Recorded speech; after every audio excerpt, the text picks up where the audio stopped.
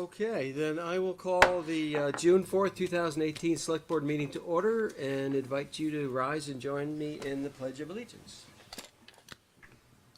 I pledge allegiance to the flag of the United States of America and to the republic for which it stands, one nation, under God, indivisible, with liberty and justice for all. I'd like to welcome everyone to tonight's Select Board meeting and thank you for coming out. If you have one of these, if you could put it, either turn it off or put it to silent, that would be greatly appreciated. And if you have not done so already, please do sign in. There are 5 members of the Select Board with us tonight, though you only see 4. We do have one, Mike Plagman, on the phone. He's actually on vacation, but wanted to join us anyway. So thank you, Mike, for being there. You can hear us? I can hear you fine. Thank you, Max. Okay, great. So then we're going to go on to agenda additions and changes. And I see we have a couple things here, Greg. 2 things. One is the Essex Community Historical Society audit of financial records. They just dropped that off today. That can go with the approval of FYE 18 Human Services Funding, item 6G. 6G, okay. And the other item is a memo from me. It's actually all 3 of the executive session memos, the motions combined into one, just to make it a little bit easier if you choose to go into executive session. Okay, excellent. Thank you. Anything else? What I'd like to talk to the board about is on agenda item 5B. We have a presentation from Sarah Reeves, the GM of CSWD, and she has a couple of, or 3 of these tonight. If it's okay with you, when she arrives here, if we're still doing the 5A, if we could interrupt that to allow her to do it. I think it's a 10-minute presentation, and then our questions. Is that okay? Okay, great. So, do I have a motion to amend the agenda with these additions for 6G, the executive session wording, and the flexibility to move 5B early? So moved. Thank you, Irene. Do I have a second? Second. Thank you. I think Andy got that one. Okay, any further discussion on amending the agenda? Okay, all those in favor signify by saying aye. Aye. Opposed? Aye. Great. Motion passes 5-0, unanimous, so no roll call is required. Okay, then we're on to public to be heard. This is a time for the public to speak to the Select Board on items that are not on the agenda tonight. Is there anyone here wishing to speak during public to be heard? Yes, state your name for the record if you would, please. Speak up, please. Andy Suntuck. Basically, I have a couple things that I want to say about the decision at the last meeting to reduce the amount of minutes that you plan on doing. I saw that and it really rubbed me the wrong way, because these days everybody's talking about transparency, and this seems to be cutting down on the transparency of what's going on here. I'm a concerned citizen. I like to find out what's going on in the town, what's going on in here, but I don't have a couple of hours to spend every other week watching the video or listening to an audio tape. It takes next to no time to read what you have in the minutes. For argument's sake, I listened to the whole discussion that you did 2 weeks ago, and it took me 45 minutes to go through the entire thing. When I read it, it took me like no more than 5 minutes, and that's going through everything twice so I could fully grasp it. The thing here is so few people really care about what's going on that they take the time to find out things. And the 5 of you should be making it easier for us to take part in what's happening to our community, rather than taking the attitude, well, if you really want to know, watch it on TV, watch it on the computer, or we'll even give you the audio tape. That's discouraging people. I think people will spend the 5 to 15 minutes reading things, but we don't want to just get a capsulized summary. I don't want it in verbatim. I don't need to know every word that all of you say. But I do want to know who said what and how the decision process went. So I could realize what was going on. Also, I am partially deaf, and when I'm watching TV, I use closed caption. Channel 17 does not have closed caption, and it makes it very hard for me to digest what's on there. When I watch it on the computer, I can go back if I don't hear something. You know, a number of people have disabilities as you get older, you know, it happens. Make it easier for us. Also, at times, even though this gentleman sets the microphones very well, sometimes some of you don't speak into the mic, or you speak fast, you mutter, you speak low. It happens, we all do that. But that makes it even harder for me to grasp what some of you are saying sometimes. Next thing, Greg, you did a great job in compiling what every other town does. You know, it was detailed and it showed what they do, but I hate to say it, I don't care. You know, what others do is relevant to them, but it's not relevant to our community. Our community has been doing something a certain way for a number of years, and, you know, I haven't heard any complaints that the minutes are too long. Nobody's ever said that. I don't see why we have to change it. And to say that we should change it because of others, you know, when I misbehaved and I was a kid and I said, well, all the other kids did this. And my mother always said to me, well, if they all jumped off the Empire State Building, would you follow them? Well, just because South Burlington or Shelburne is doing something differently, it doesn't mean we have to give in to that temptation. Just like if some other community are writing longer minutes, we don't have to go into any longer details. We're, you know, I've only been here 2.5 years, but I guess the ones who've been here a longer time, they're used to it a certain way, and unless somebody could tell me that they signed a petition saying, make the minutes shorter because we can't read through the whole thing, I don't see why we have to change what's successful.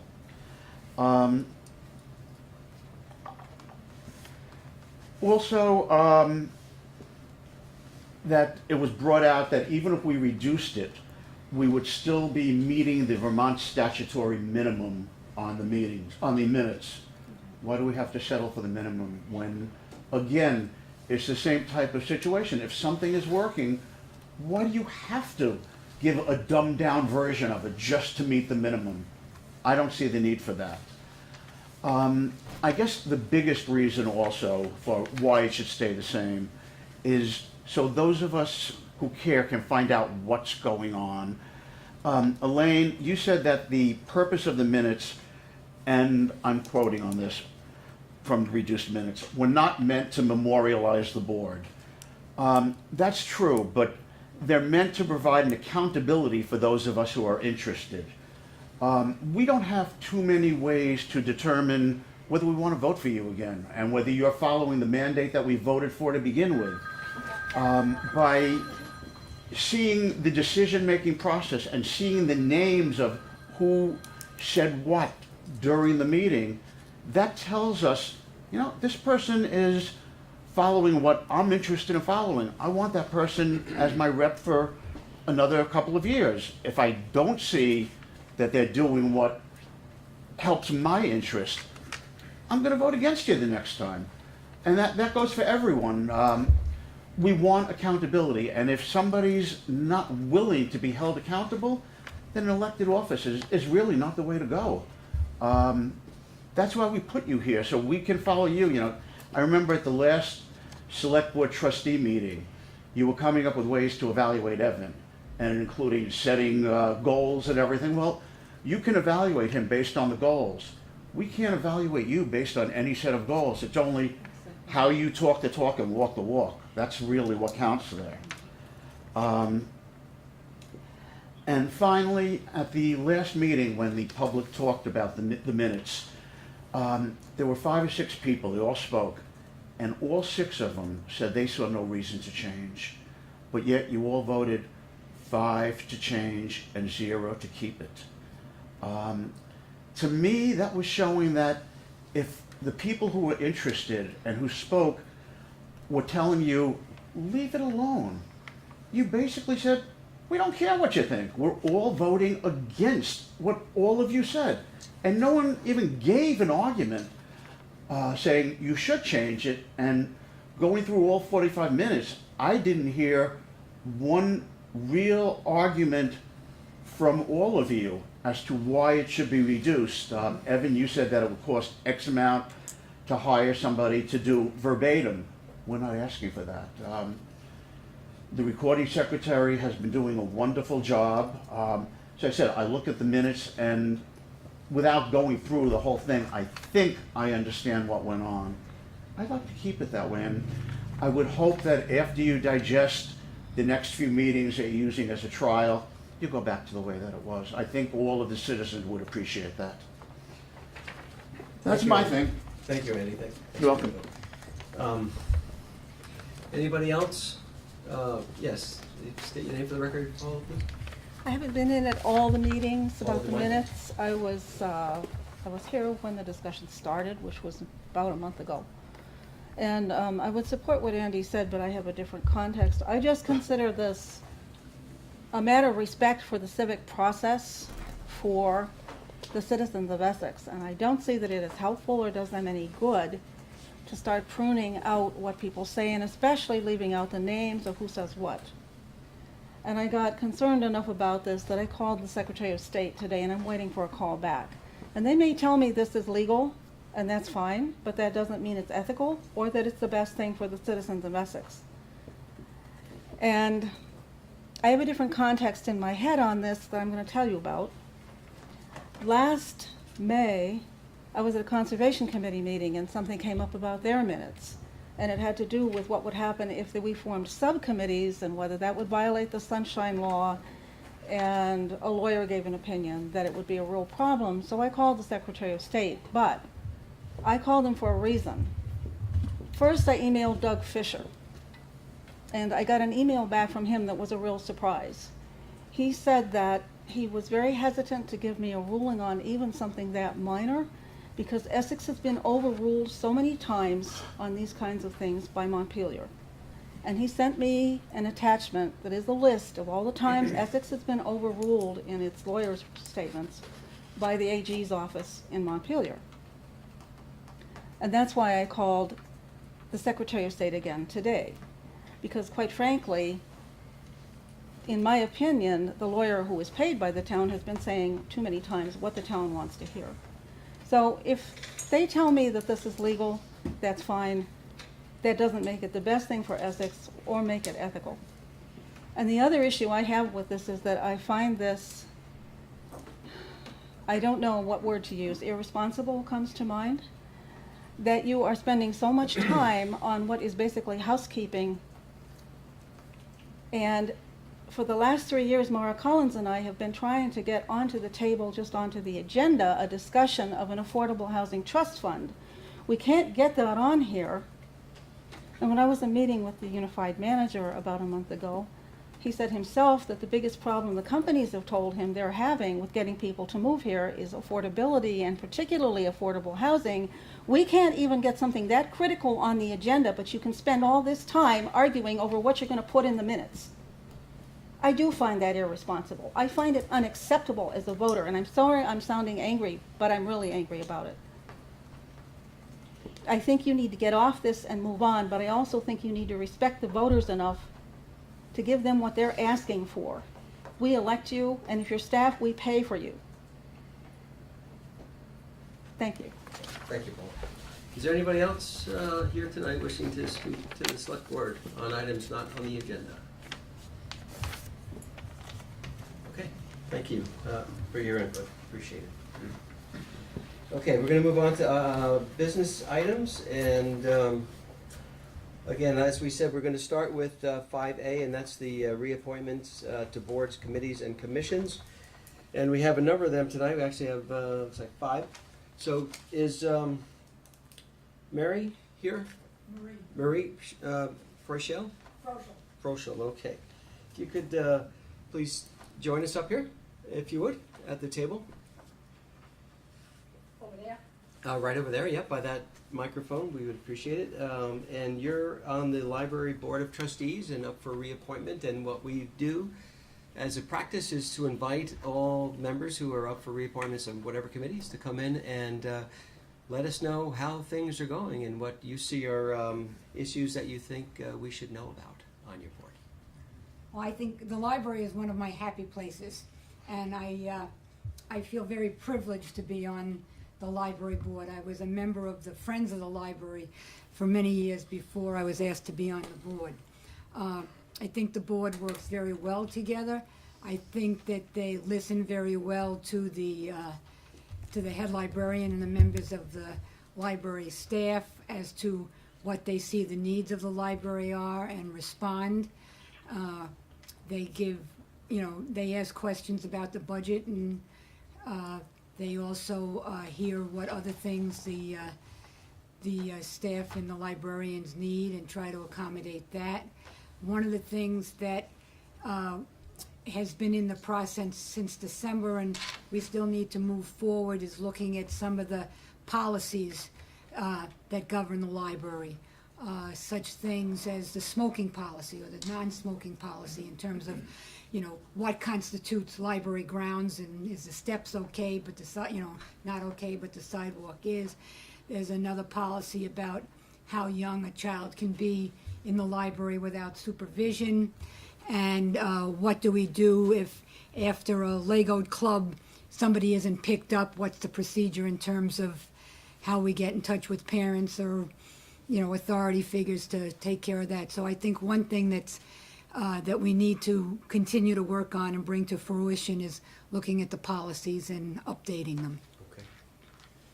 Thank you. And could you just remind us how long have you been on the board? This is the end of my first term It's your on the first board. term. Before that, I was a liaison between the Friends and the board. Okay, great. Thanks, Marie. Questions for Marie from the board? Andy? I just have to disclose that Yes. my wife is a library trustee, but I think I can act impartially in deciding whether or not to. And I would agree. Everybody okay? Right.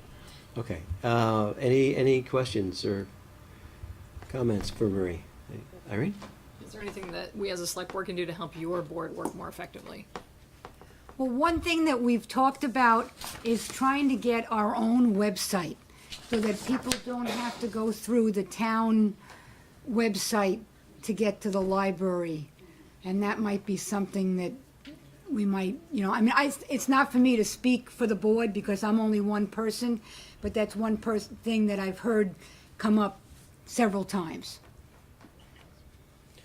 You want to comment on that, the website? Thanks for your comment. One of the things staff is working on is actually integrating the websites where you can still potentially have your own address, but it'll be managed by IT. So we'll be looking at that. We don't want 12 or 14 different websites per se, 14 different web hosts, but we will be working on the fact that you could have your own address, but it'll be part of our bigger site. The other And it'll thing take you right there. The other thing I should mention is that we have hired a townsperson to help us design a logo for the library. Over the years, we've had several different things on letterheads, and we're looking to unify that. Yeah, we're actually not real excited about having different logos for the different boards and commissions and committees, because we have a logo for the town of Essex that has been designed. So before you go too far down the path, we should probably have a discussion as a board as to if we all agree to that. So I would just caution you to go before, spending much time or money that, okay. One we're looking at actually has the town logo on it. So, but- Because there was another committee, I can't remember which one, wanted to do a logo, and we said, we have a logo, that we're trying Good to to, know. to have a brand, and to have too many of them out there, then it loses its impact, so that's kind of the reasoning, okay? yeah, good to know. Okay, anybody else? Andy, you had your hand up. Did you have some? You're good? Okay. Elaine, anything? Mike, any questions for Marie? I'm good, thank you, Mr. Chairman. Okay, then I'm good as well. So I want to thank you for your service on the Board of Trustees for the library, and thank you for your service. The process will be, we will go into executive session later, and we'll have a discussion about all the reappointments, and then come out of executive session, have a decision, make a decision, and somebody from the manager's office will contact you tomorrow. Sounds like a plan. Okay, very thank you much. again. Appreciate it. Service, Marie. You're welcome. Thank Okay. you for yours. And Sarah is not here yet, right? Okay, so we're gonna move on. And since there are 3 reappointments for the planning commission tonight, we have Ned, Jonathan, and Josh. Our practice is that we'll have the first one on the agenda join us here, and we'll ask the other 2, if you wouldn't mind, to step out so that you don't have an advantage of hearing Ned, for example. So, But Max, Yes. if there's 3 seats, there's 3 spots, is Yeah. it? yeah, we Is still it got it. ne- next They're to them? reappointments, they're not racial. If you're okay with that, I mean, that's I'd been rather a. not. I think they're reappointments, they've got the seats. You want to have everybody? I'd love to have them all at once. All right, you good? Mike, you good with that too? I didn't hear it. Normally, when we're appointing somebody to a commission or a committee, and there's several people, we usually have just the one stay in the room and the others leave. It's being requested just to, since it's a reappointment, to have all 3 here. Okay, I heard you fine. I just didn't hear Irene. I think she was saying she'd like, if I could put words in, she's asking that they stay in the room. Yep. I don't have any heartburn with that. All right, well, then, is this Sarah? Yes. Okay, all right. Saved by the bell. Okay, Sarah, you're right on time here. So we amended the agenda to allow us to be flexible so that when you arrive here, we know that you have another place to go right after this. So gentlemen, we're going to hold off on your interviews, and we'll invite Sarah Reeves and Alan Nye, our rep, and whoever else. Yeah.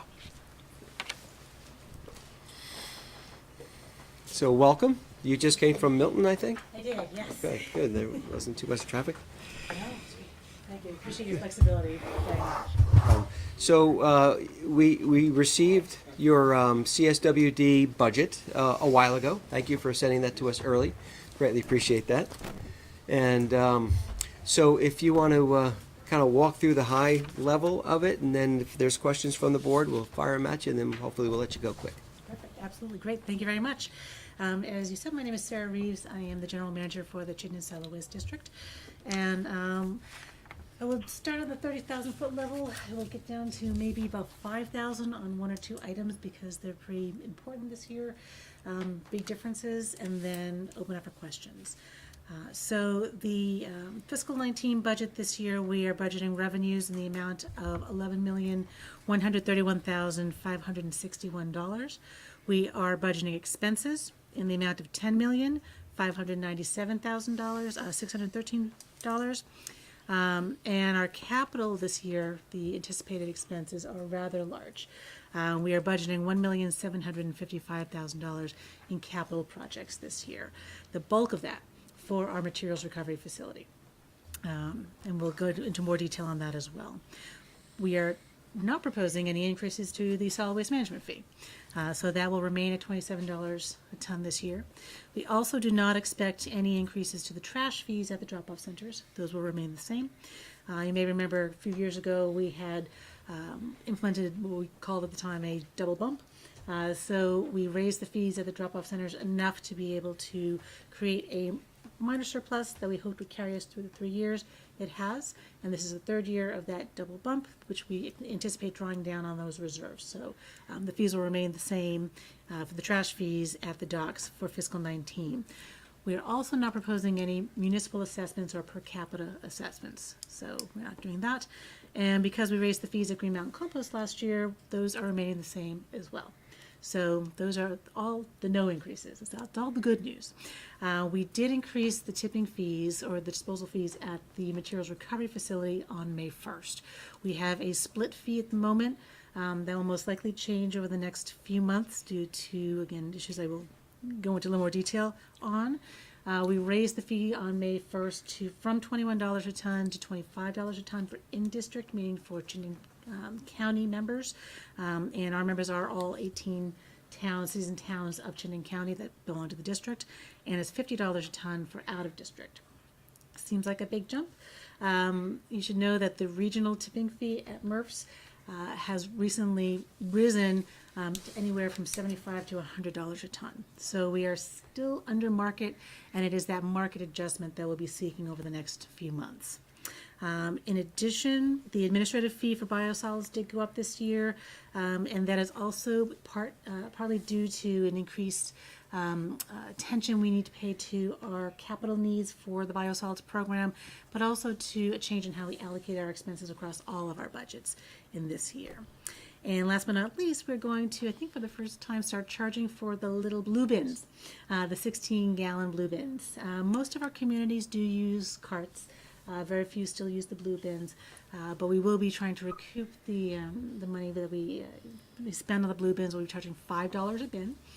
They cost us about $5.60, $5.62 a bin.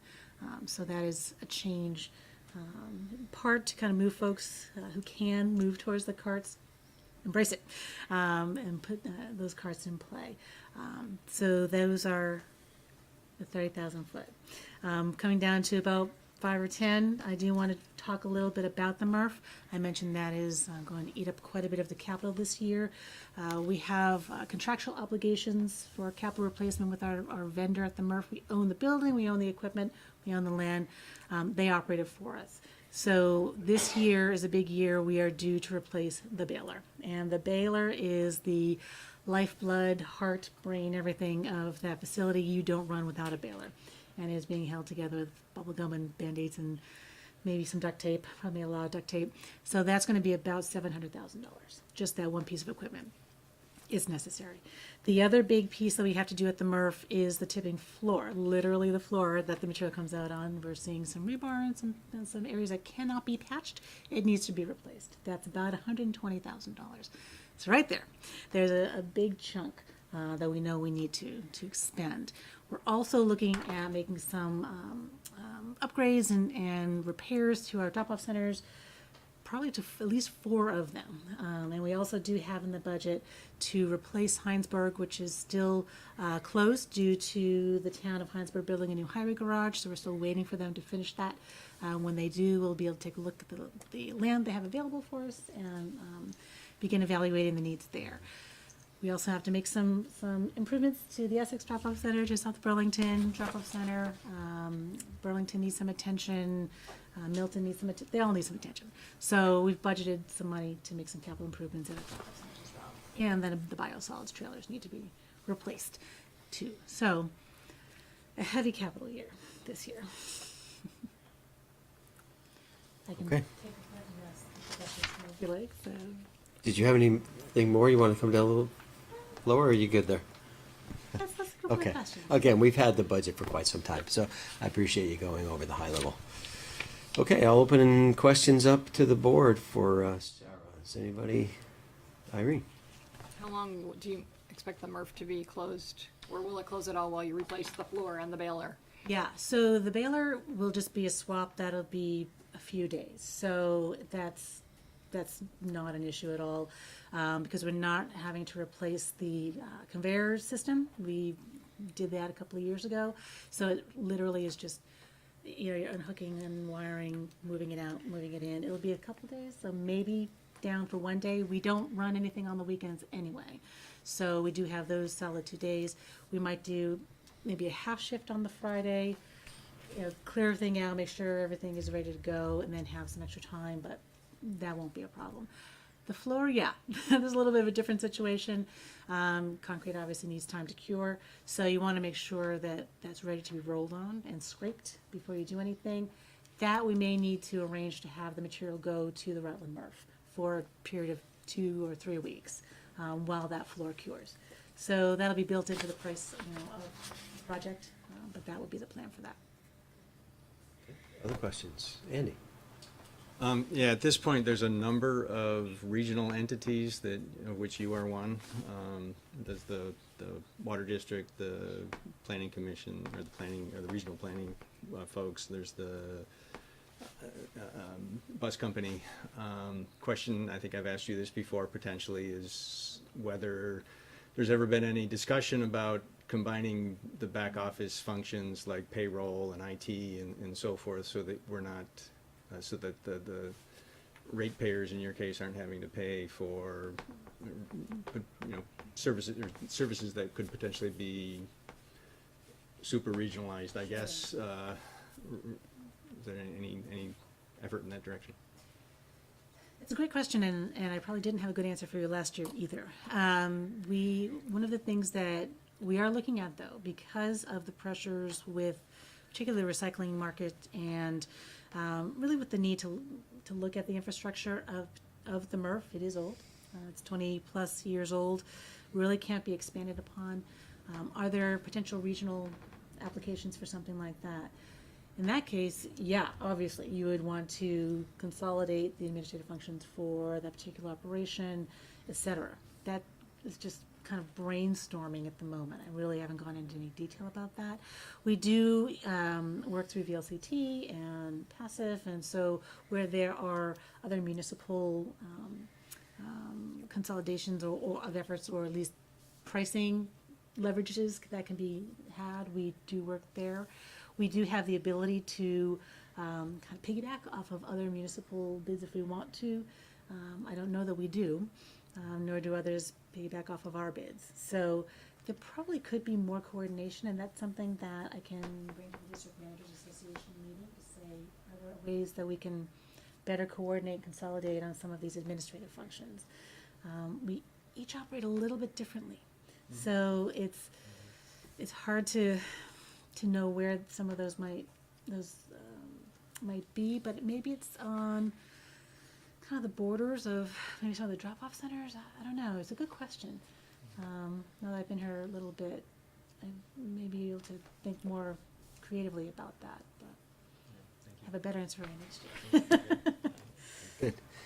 Did you want to add something, Alan? Well, I think, I'm on the finance committee of the board, and I think, what I have seen is the personnel portion of the finance and is very minuscule compared to all the other finance issues that the board is dealing with. Not that it might save, a portion of a person, but there are hundreds of invoices that go through the office every month. But we can talk about it at exec board meeting and see what options there might be out there. One of the things we are doing is we're looking to just, in general, streamline our finance system. So we're looking at ways to reduce the amount of those paper invoices that go through our system. We're looking at ways to streamline our timesheets, and so we're looking at other efficiencies internally that perhaps if we can implement them well and enough, we can roll them out or share our experiences with the other regional entities that may be able to again realize some of those cost savings without necessarily having to combine entities or share. It just gets tough as far as the governance, so we would have to think that through, but not saying that it would never happen or could never happen. It's an intriguing idea. Okay, thank you. Other questions?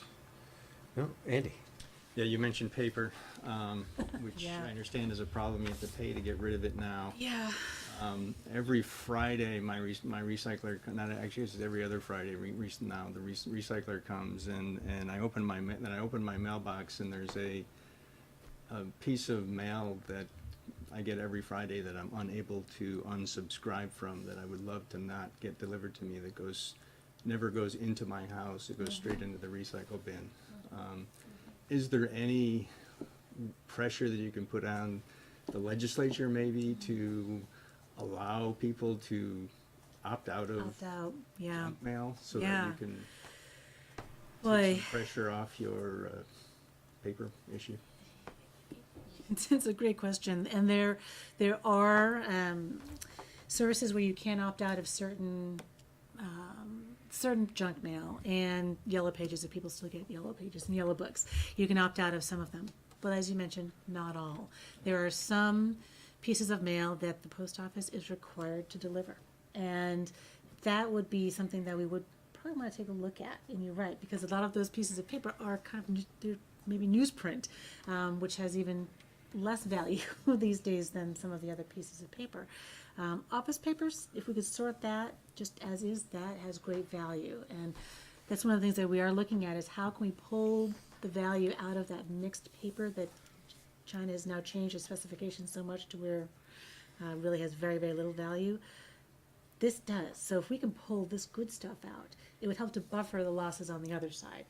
Not saying that we don't want to reduce that, we do. And that really is the key, is how can we employ more waste reduction techniques and tips to help reduce that load, as you say.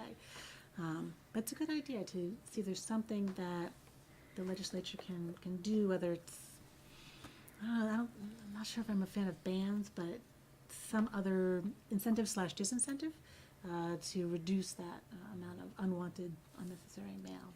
So is that from the mail, you're saying? Yeah. Yeah, and also in the newspaper. I bring my newspaper and I hold it by the corners and I just shake it over the bin. And it's a lot of waste going on there. Yeah, absolutely. Yeah. Interesting. Okay, Irene. You mentioned staff, so I'll just give a shout out to your wonderful communicators who market your events and everything that happens. Your liaison, Johnny, is fabulous. Oh, good. Thank I you. never thought anyone could hold a candle to Claire, but I have already told him he does. So Wonderful. congratulations on continuing to hire fabulous public communications staff. Thank you.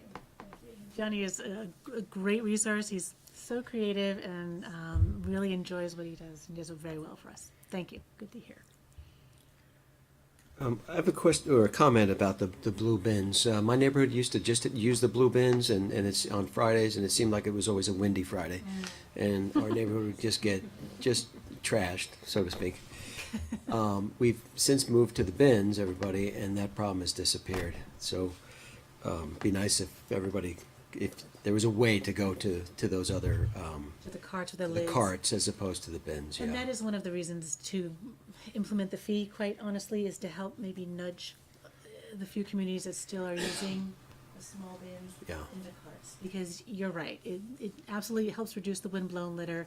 It provides more quantity, more volume, to be able to put more recycling in there, which is what you want. And if it's raining, Exactly, keeps it it's much. exposed when it's in the blue bin, but Correct. covered when it's in the cart. And that's what we need. We need all the materials to be clean, dry. Containers must be empty and rinsed. So properly preparing the recyclables just adds to the value and allows us to continue to support the programs.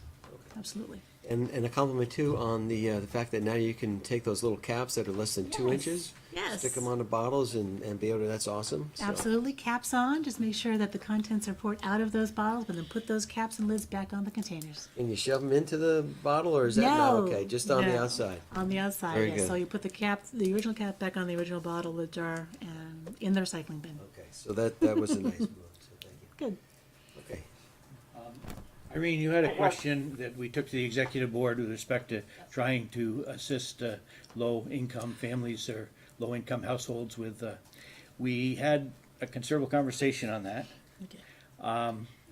We haven't thrown it totally out the door yet, but we did talk of a lot of issues with management of them.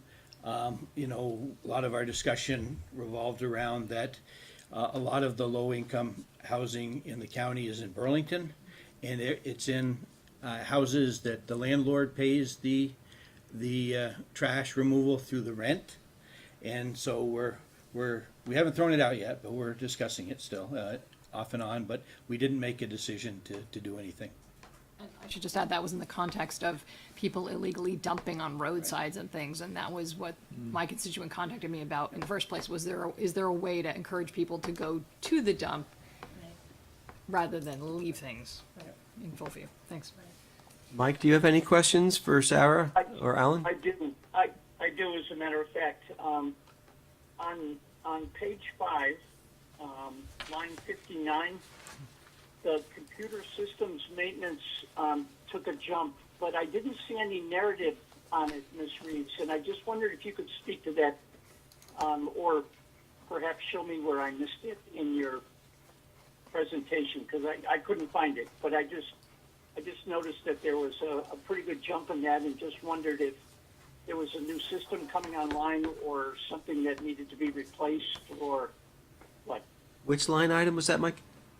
Number 59 on page 5. Computer systems maintenance? Budget summary. Do you see it on your? Yeah, so that could be, it's probably two different things. So we have a small amount of that, oh no, actually that would be just the finance system. So that is just the one thing. So that is the, referencing the new finance system that we're looking to put in. I had mentioned earlier that we're upgrading our finance, basically our whole department. And we are implementing some, putting some new software in. And we are also, does that line does not include the cost of the consultant to help put it in? That's just the software? It's the software and supporting software. So it's the software and supporting software for a new finance system. So we, as you do, and that's point of sale as well? Okay. So last year we implemented a new point of sale system in our drop-off centers and at Green Mountain Compost, and part of that fee is still to continue to support the ongoing rollout of that new system, but the other piece is a new finance management system and budgeting management system. So that will be going in fiscal 19. We're very, very excited about that. We, as a lot of municipalities do, kind of organically grew over the years, and our management software did not grow with us. So as things have become a little more complicated, we've decided we wanted to simplify, and so we'll be putting in a new finance management and budget management software system, and that's what that is. Anything else, Mike? Thank you very much. That's helpful. Thank you. Okay, and we know she's on a tight schedule, so if there's no other questions, what's the board's pleasure on approving the budget? Anybody want to make a motion towards that?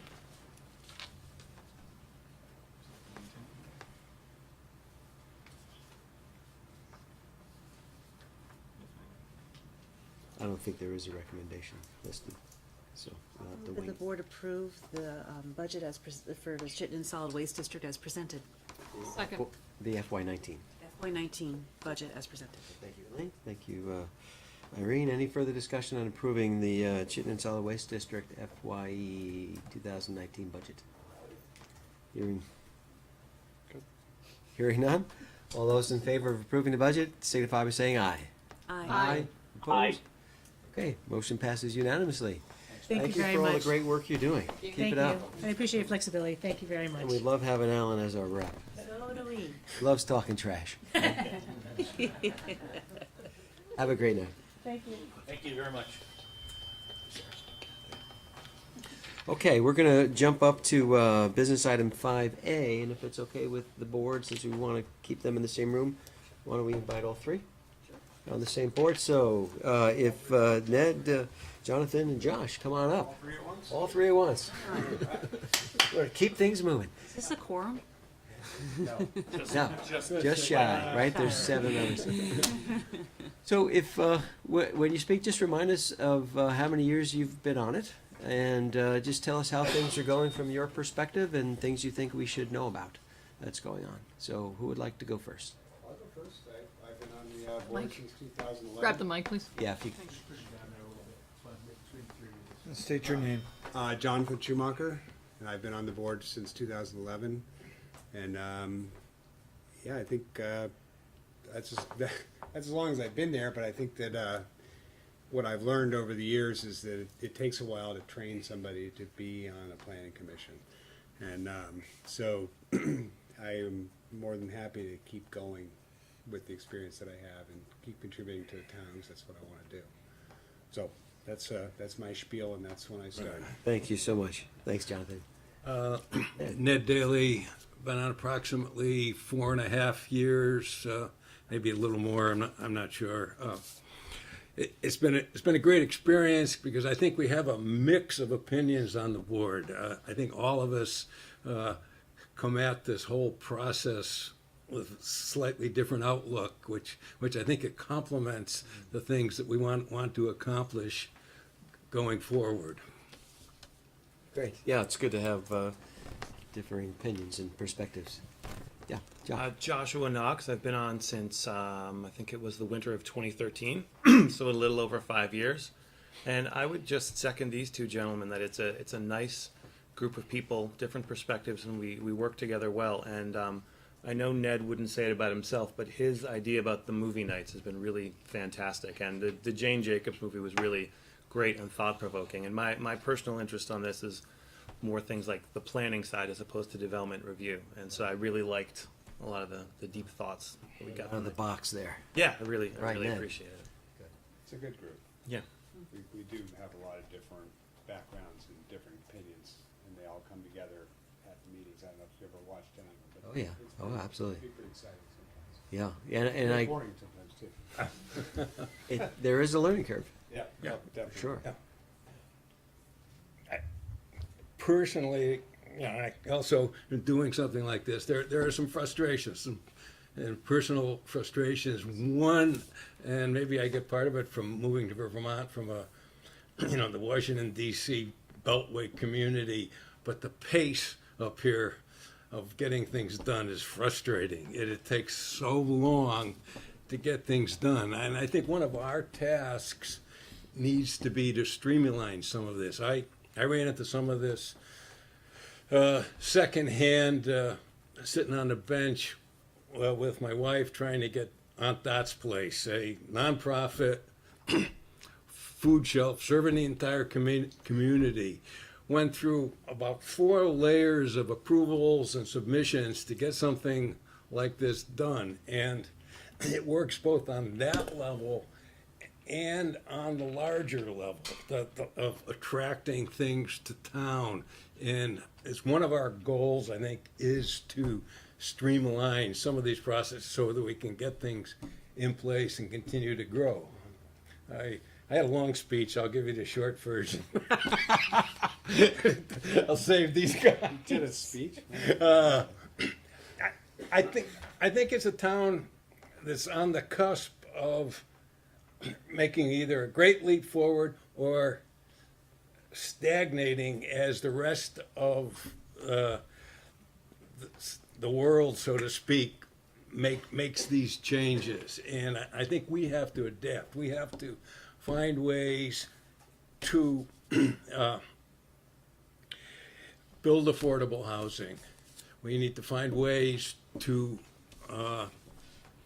make energy efficiency. We need to figure out how to reward through density or whatever people who build totally energy efficient buildings. We need to come up with the guidelines or the regulations to encourage them so that it makes it worthwhile to do that.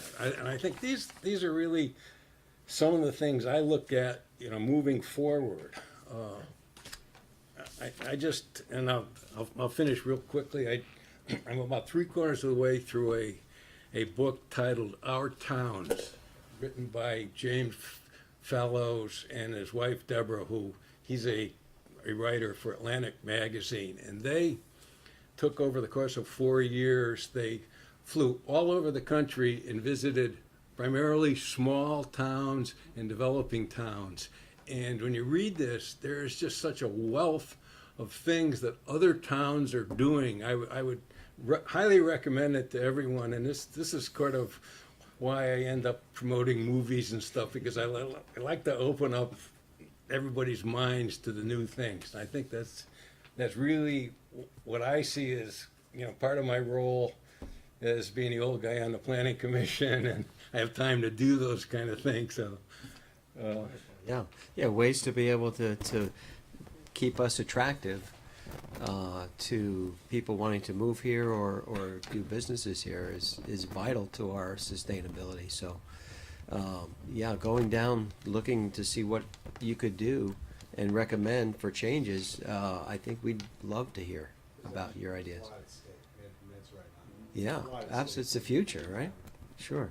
And that's why I'm so interested about the town center rezoning that we're doing, because it does give us the opportunity to do a lot of interesting things, potentially. Yeah. It's in the right place. Yeah. Now I'm getting a little outside of the interview process, but that's the right place if you're gonna build or be more attractive or do things, that's the place to do it, not out in the pucker brush. And streamlining is good. We don't want to cut corners, right? The process is there for a reason, but if there's a way to do it more efficiently and still maintain those same protections that those ordinances and so on are there for, and if developers and folks know about those in advance and we follow those, I think that would be kind of a win-win, right? Part of it, the base of that is looking at the protections themselves, and are they still all valid today as they were 25, 30 years ago? You know, the whole concept of that has changed. Challenge the assumptions that were made a while ago. You might come up with a different, a new baseline. Sure. Okay. Anything else you want to miss? I won't disagree with you this time, Okay. So, any questions from the board? Irene? Our energy committee here in Essex has talked about the stretch building codes that South Burlington has. Have you talked about those? Are any of you familiar with those? I mean, that's something we could beg, borrow, or steal maybe from another town that seems to be effective in helping them build more energy efficient buildings. No, we primarily only look at it from compliance with the basic state code. I think our next step would be to incorporate in our building requirements the stretch code. And those are pretty basic, and those are simple steps. What we've at least reached, so we included in any approval now that they submit that certificate of compliance with the base code before they get a certificate of occupancy. And these guys have heard me bring that up more than once before we close out a case. And I think that's important, but I think I raised the issue too about sustainable construction for the energy. You know, what do we recycle? How do we recycle? And this, I would leave this to the Energy Committee to set some guidelines. And again, it's the carrot and the stick to get there. Elaine? Nate, you're right on with that Fellows book and a lot of the concepts. In fact, from an economic development perspective, that book points out that rural areas like ours are actually attractive and a center for innovation. Small scale businesses that are innovating, and that's something that we can keep in mind when we're building out there to encourage businesses to relocate. I would be interested in hearing all of you, your opinions on what you would do in the village, in the town center, now that we're working on that plan and redeveloping that plan. What are your visions for that? What would you like to see in it that's not there right now? What I would say, if we're referring specifically to the town center sort of old mall part, I think I said it at a meeting when Peter Edelman came in, mixed use, walkable, density type stuff in that part. But where I expanded on that at our last meeting is I like the idea of then stretching the walkable concept and sort of repurposing, I forget what I think it was Class 1 road idea on Route 15 to sort of extend that all the way to where the library is, say. And I had this idea of extending that almost maybe to Sand Hill to give this whole like unit of, you've got the old town center with its charm and the library and the church and the Christmas tree and everything, and then slowly almost phase that into mixed use walkable density. And if done properly with the kind of economic innovation you're talking about, that could be incredible. We're right there at 289, and it blends, and you're in old New England, and you're in this new thing, and that's like I said, that's what I'm really excited about, the potential of that really coming together nicely, and that'll handle the energy part.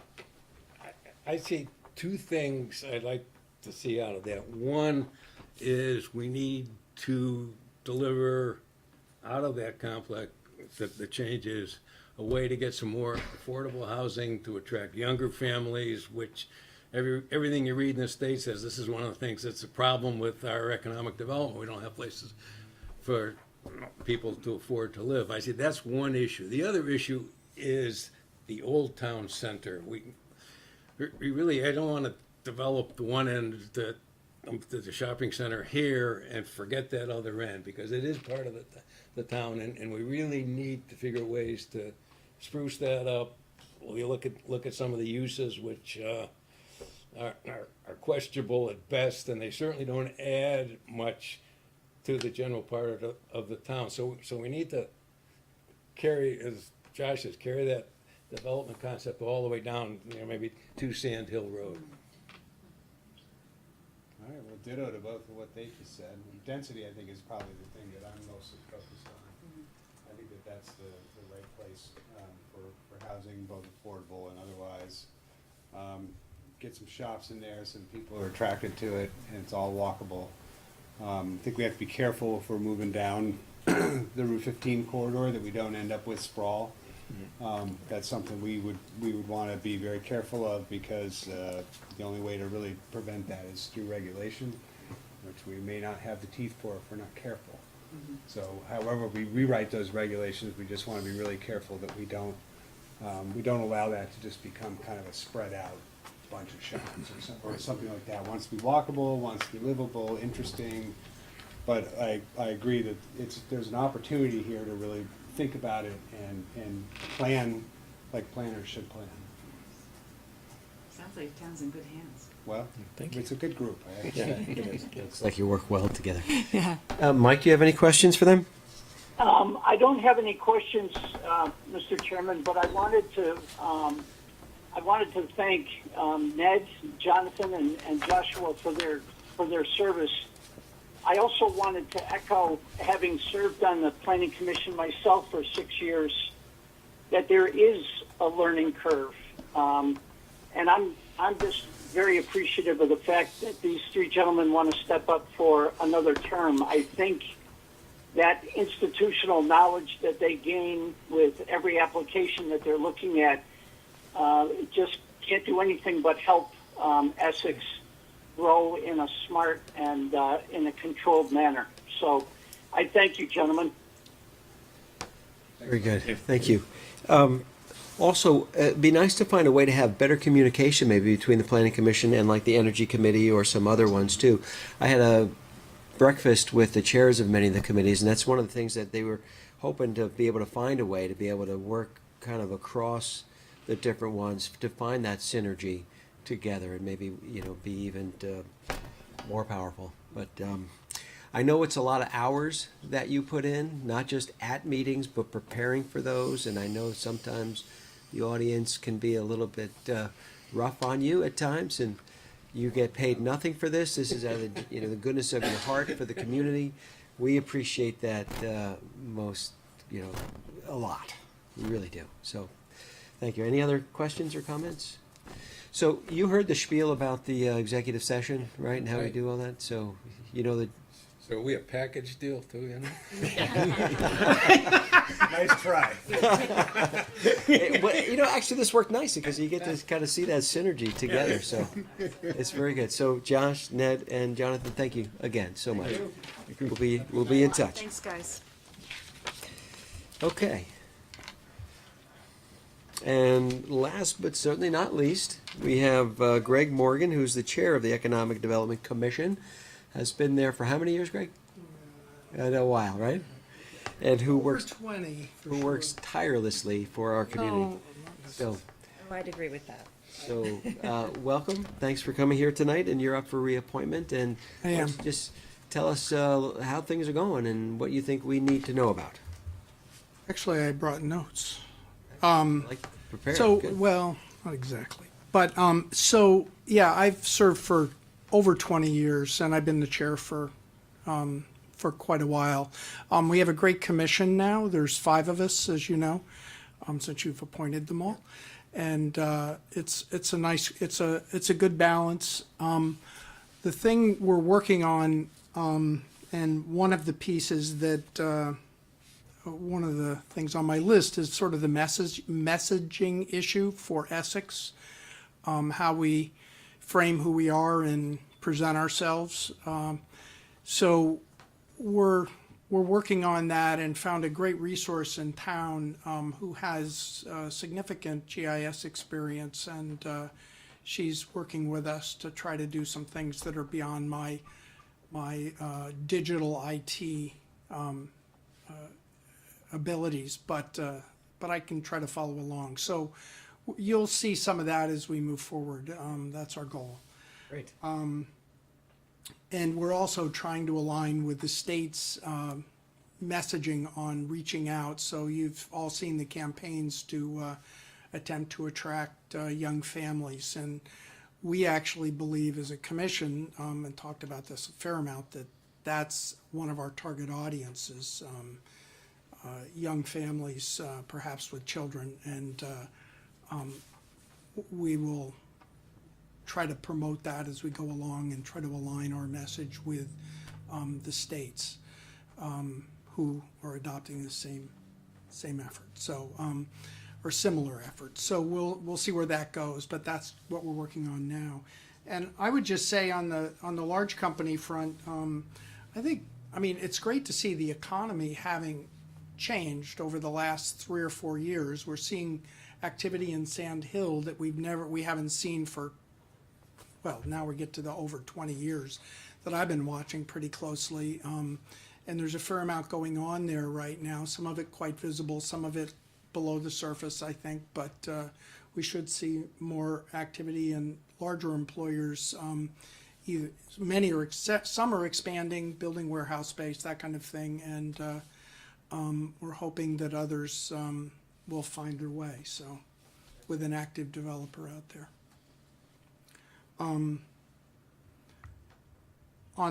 the other piece that I know I've worked on and our commission has certainly been supportive of and have worked on too is the notion of innovation and co-working, that idea of the small companies and the startups. So we're actually up to our ears now and trying to recruit for Road Pitch, which several of you have attended. That'll be, I think, July 30th this year. And we've coordinated this year with Launch VT, because they have attracted a whole lot of more companies than they could accommodate. I think they had 8 pitching in their recent competition, but we're talking to some of the others who haven't pitched. So, but they're credible, and Launch VT's been helpful to us around recruiting, so that's good. Same time, basically same place, same story, but of course different companies, and it's always different. So, be fun to see. Keeps it interesting. And the other thing that I think is perhaps most significant, 2 things have happened. One, you may have seen Accelerate Essex moved, and they've moved to EarthLogic, which when I first heard this might happen, I got a little nervous. But I think if we can energize the EarthLogic building, and the owner and EarthLogic principal, Chris Kessler, seems quite committed to having more activity in his building, because right now it hasn't been full, although he does an incredible amount of things there. So that's one important piece that I think is going to end up being a plus, although it's a work in progress. The other thing, though, is that the Essex Hub for Women in Business have spun off now 3 additional co-working spaces. I find this astounding. Tremendous energy. So it's Main Street Studios, which is a co-working space for sort of artists and craftspeople. And that's over the quilt shop, I think. Then Words and Pictures is across the street, and that came out of Steamfest last year. And Words and Pictures is a collaborative of cartoonists and self-publishers. Who knew? I had no idea there was a market for this, or interest in this, and a terrific young woman is running it. So we'll see how that works. But they've leased out space in conjunction with a successful GoFundMe. Right. Yeah, they did a Kickstarter and raised $6,000, so 6,000. Yeah, astounding. And then the final one is there's going to be a wellness cooperative next door. it's where Mark Keller's offices were, if you know. I mean, sort of upstairs in that same, on the same side as the farmer's market is now in Main Street Studios. Anyway, that effort is evolving, but so that's 3 collaborative, co-working shared spaces for innovators. I don't know where that goes, but I think that's a terrific sign. Pretty tightly clustered too. It very tightly clustered. And frankly, we're also now talking, given all the changes, not that we've done that much, but you've seen activity out at the town center already as it's being rebranded, repositioned. And we think there's potential room out there for co-working opportunities too, but we'll poke away at that as time goes on.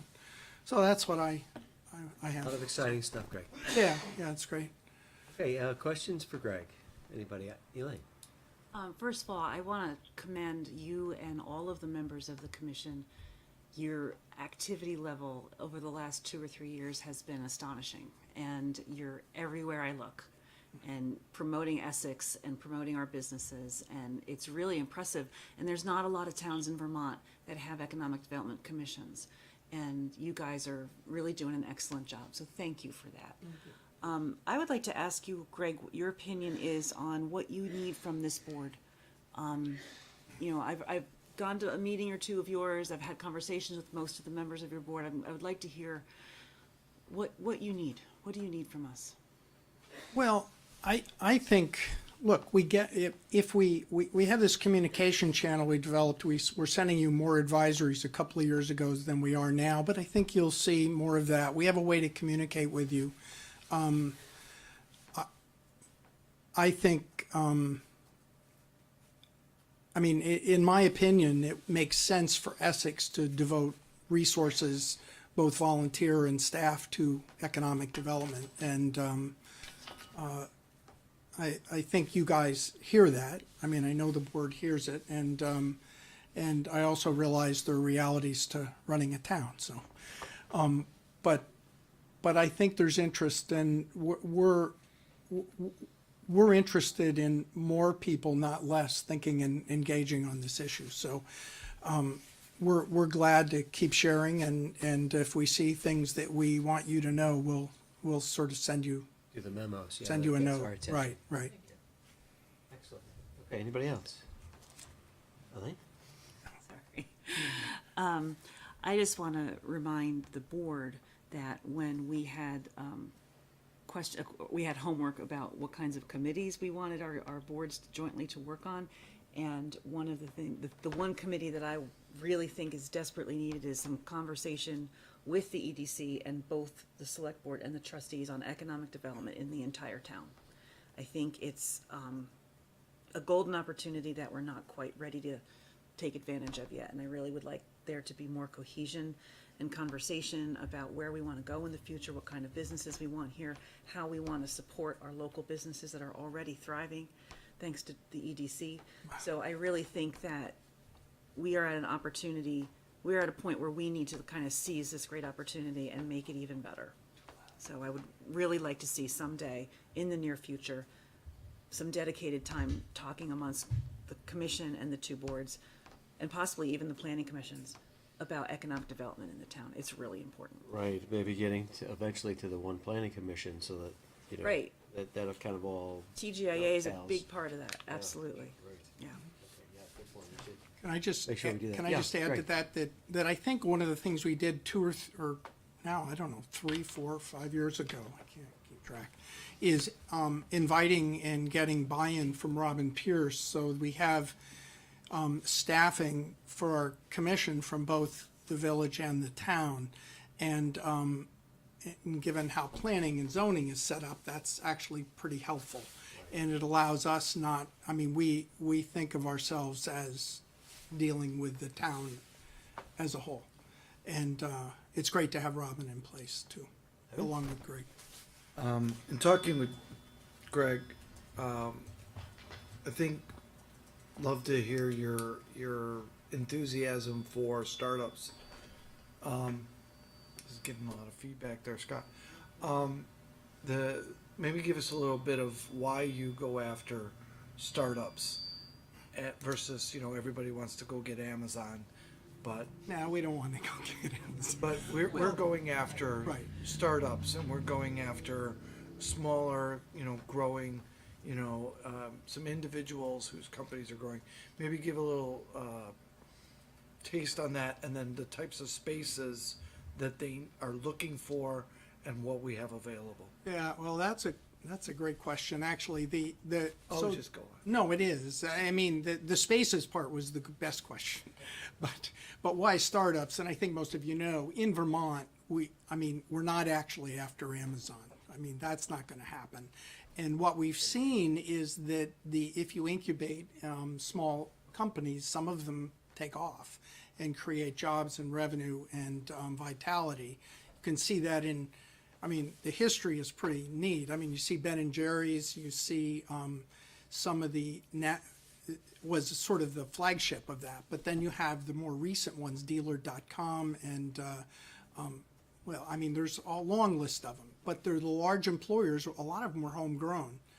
And the trick is to grow them, and then in some ways they all get sold. But, I mean, if we grow them, it's a way to create jobs and build infrastructure and our tax base. So that's the idea. And we look for the Essex hook on all these. So when we do road pitch, we're always like, you know, can we get somebody who's interested in being in Essex or lives in Essex or went to Essex High School, or, I'll take any hook. And that's helpful. In terms of space, this is, and I'm not sure quite what we do about this, but there really isn't, if you look at Winooski, but we don't have the older buildings that are convertible to industrial space or commercial space that you see in some places. So we literally had one company saying, yeah, we really want to be in a barn with a view of the mountain, and we're a tech company, and that's what we want to be in Essex. And the problem is, if you start looking around, it's hard to find a spot that's zoned commercial with a view of the mountain that you can build a barn on. I mean, I know that's a specific, and I think that issue's been resolved, but we don't have some of those older space that I see around, and Saxon Hill is going to build out, for the most part, not that, I believe. I mean, because of the RPDI requirements, it's industrial, but it's also different, and there's an advantage. I would just mention the mountain biking piece too. As this board thinks about what we do with mountain biking, our commission believes it's possible that becomes a hook for businesses who can offer their employees a world-class mountain bike ride after work, or before work for that matter, or during lunch hour, right? So the attention to that issue is, we think, important. And I know the Trails Committee and the Village Bike Walk Committee both may agree with that, so maybe issues there. And just one last thing. One of the things we're trying to do is go out and meet the business community, small, medium, and large. I have met with Global Foundries to start a relationship. I have the beginnings of talking to Revision Military, who was just recently in the news, and through some collaboration with the economic development, they are providing me with some backup materials and then also questions to ask them to be more business specific in that relationship. So we are certainly using their value, and I thank you for the service and for your committee, because I know they want to do a lot, and they're, not everybody sees every little piece in our 36 square miles, but we get enough, and we keep it going. And I like the biking thing, because when I was in Wisconsin, and they promoted that as, within 10 minutes you could be on a top 10 world trail of hiking and whatnot, and people like that, and companies believe that. Elaine?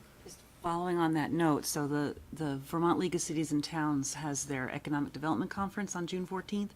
One of the sessions will be about the community of Burke and how they have leveraged Kingdom Trails to improve their community, improve their businesses, and improve their home values. So you might want to go to that. Yeah. Staff, we are going to that. Several staff members are going to that. Awesome. Even though it's way down, It is in Killington. and we have to be back that night. Sorry. But we are going to. I'm in the same boat as you, sorry. Depending on how you vote on the van, you might be in the same van. Any other questions for Greg today? Okay, you heard the spiel, right, about the. Yeah. So, again, you've been on this for a number of years and chair, and I know we're in Rotary together, and I do get a chance to talk to you at least weekly, and you're always thinking about what you can do for Essex, and we really appreciate that. Thank you, Greg. And the rest of the commission as well. Thank you, Greg. Thanks, Mike, the disembodied voice. Just as sincere. Thank Thanks, you. Have guys. a great night, Greg. You too, thank you. Okay, we're gonna keep moving here. We got business item 5C now, which is a wastewater allocation request for 70 Essex Way. And we have Dennis. Welcome, Dennis. Good evening. How are you? Good. Both this item and the next item, I told Aaron and Annie to stay home. I'd cover it for them tonight. No sense having the whole crew here tonight. This one I think is fairly straightforward. Under our sewer allocation policy, if an applicant comes in more than 125% of their current capacity, it's not approvable by the manager. It's got to go to the board. So we're here to request that the select board approve additional wastewater capacity for an additional 1,700 gallons per day for Black Rock. They're taking over the Northern Lights area and back there where there was the climbing thing. That's now going to become part of that operation, which is this continuum of elderly housing moving into other facilities and then eventually to a nursing home perspective in one complex. There is capacity in the sewer system to handle them. That's not an issue. There's significant capacity available. They do have to purchase the additional allocation, and the request is that the select board approve it. Okay. Any questions for Dennis? Elaine? Can you just help me understand, because this is new to me?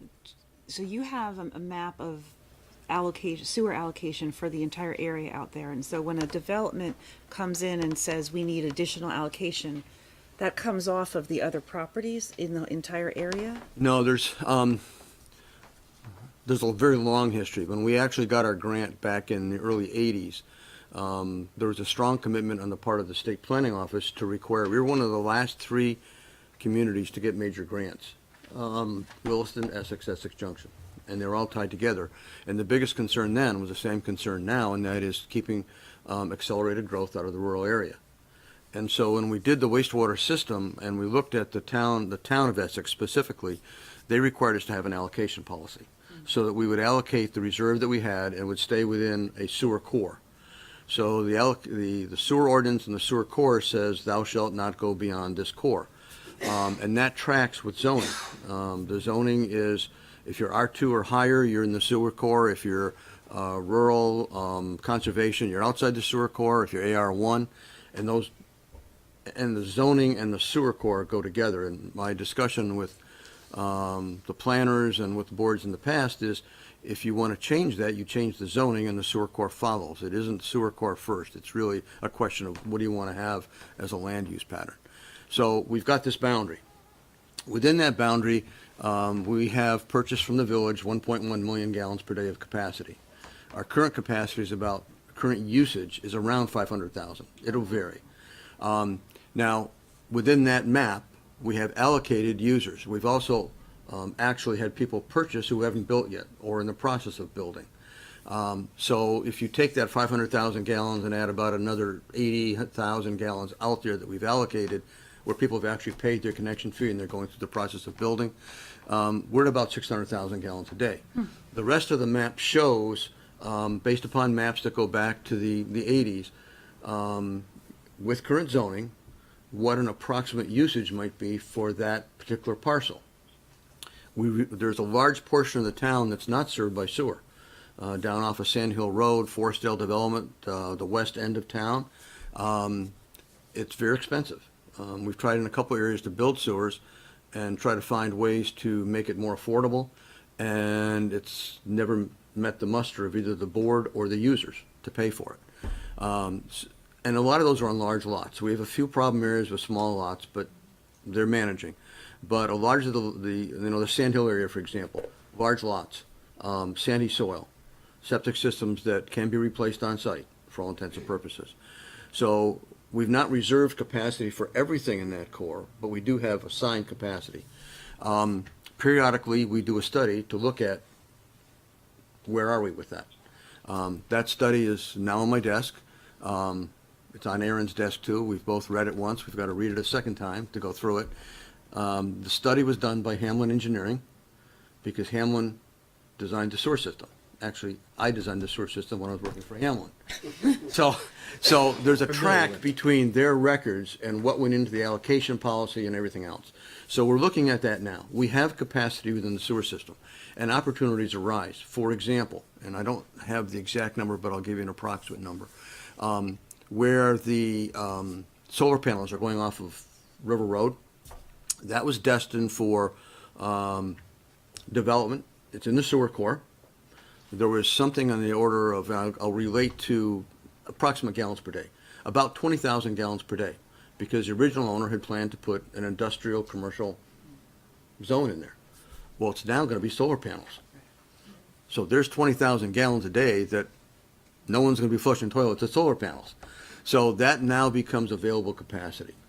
And there's additional available capacity. If you add up all the numbers on the map, there is additional capacity that the select board can utilize when requests come in. So at this point, we're not at the point of robbing Peter to pay Paul, so to speak. We don't have to do that. If we get to that point, that's a totally different discussion. And that's why the sewer study has to be redone every 4 or 5 years. The sewer system is very vibrant, has the ability to handle significant additional flows. It doesn't mean you don't, or it does mean you have to replace some pumps, you have to do some other stuff, but the system is designed to handle a lot more than even 1.1 million gallons per day in terms of pipe size and layout. So the question really becomes, ultimately, how do you allocate that capacity? What is already out there that's kind of indicated for empty lots, and then what hasn't been allocated out, and how would the select board, what's the select board's intent to utilize this? In this particular case, BlackRock is already connected to municipal sewer, and we color the map. So they're already shown as being connected. They were built, they were approved, it's done. Then they acquired the Northern Lights parcel adjacent to them, and so they want to expand their usage. So it's not like on the map there was capacity set aside for that because it was a rope climbing facility and an exercise facility. So it was that type of facility. It was in the sewer core, but now you have an existing user who has capacity who wants to expand. It's a logical expansion to do that for that business, or in this case for housing. But each time it goes over that, if it's 125%, and we'll get a lot of cases where there's 500 gallons and they want to add 2 more seats to a barber shop or something, something like that. You never see those because they're below that limit. But the ones that come in that are above that number in the ordinance right now have to come to the board. And that's why this one is before you. Thanks for that history. That Yeah, was it's really a long, helpful. Good explanation, yeah. Other questions? There's certain assumptions that are made as far as gallons per day for usage. So it's like Yes. 100 gallons per day in a multi-unit building, and a single home, I think, is about 200. yes. Do you revalidate those assumptions and see how accurate they are? We've done it a couple times, and every time we've done it, we've validated those numbers within reason. So if you take a single-family house, you could have a 2-bedroom house, you could have a 4-bedroom house. You could have a 4-bedroom house where the kids have all moved out and only mom and pop are still living there. And And so those numbers will change from time to time. So you can't go by bedrooms. You really have to go by, you look at the flows. You can look up, we used to categorize properties by EU. So you could look up every EU, which was a single-family house of one, and you could add up the flow. Now we've got to go back into the data to say, okay, to the finance department, give us all the single-family billings. We can back that out, and we have done that. The last time we did that, it came out to be like 212 gallons per day. It's 200 gallons a day. We did look also at apartments because apartments tend to not have gardens, tend to not water lawns, tend to not do other things that require, they're smaller usually. And when we ran those numbers, that was back in the 100 gallon per day range. Have we done it probably in the last 5 years? No. So as part of the study that Hamlin has done, we're going to look at that as well, just to validate that those numbers are in the right range. That's a good thing to do periodically. It's probably more important as you get closer to the end of the allocation. When you start to get down to the point where you're saying, hey, we're running kind of short of capacity. I mean, we thought when we built the sewer system in the mid-'80s that in 20 years, 2004, we were going to be at capacity. We're at 2018, and we're still only using about 50 to 60% of our wastewater flow. But, one caveat, that's based on normal domestic waste. You get 2 or 3 breweries move into town with high BOD level because you not only look at flow at the treatment plant, you look at organic load. So, and we've had some users in town, fairly large companies, that we've encouraged to come in, but we've also had to go back and require pre-treatment because of the high organic load they place on the system. Again, a little bit off the topic, but we have developed a system whereby a small brewer comes in. We want them to come in. It's good business. Hopefully it's good beer.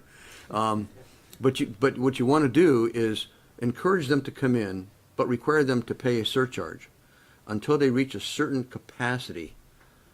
So if they come in, they pay the surcharge, we're using that money to kind of offset their extra BOD load at the plant. But at some point, they're going to do one or two things. Well, 3 things. Go out of business, which happens, move, which happens, or expand. And if they expand in town, then they have to build a pretreatment system. And that's fairly expensive.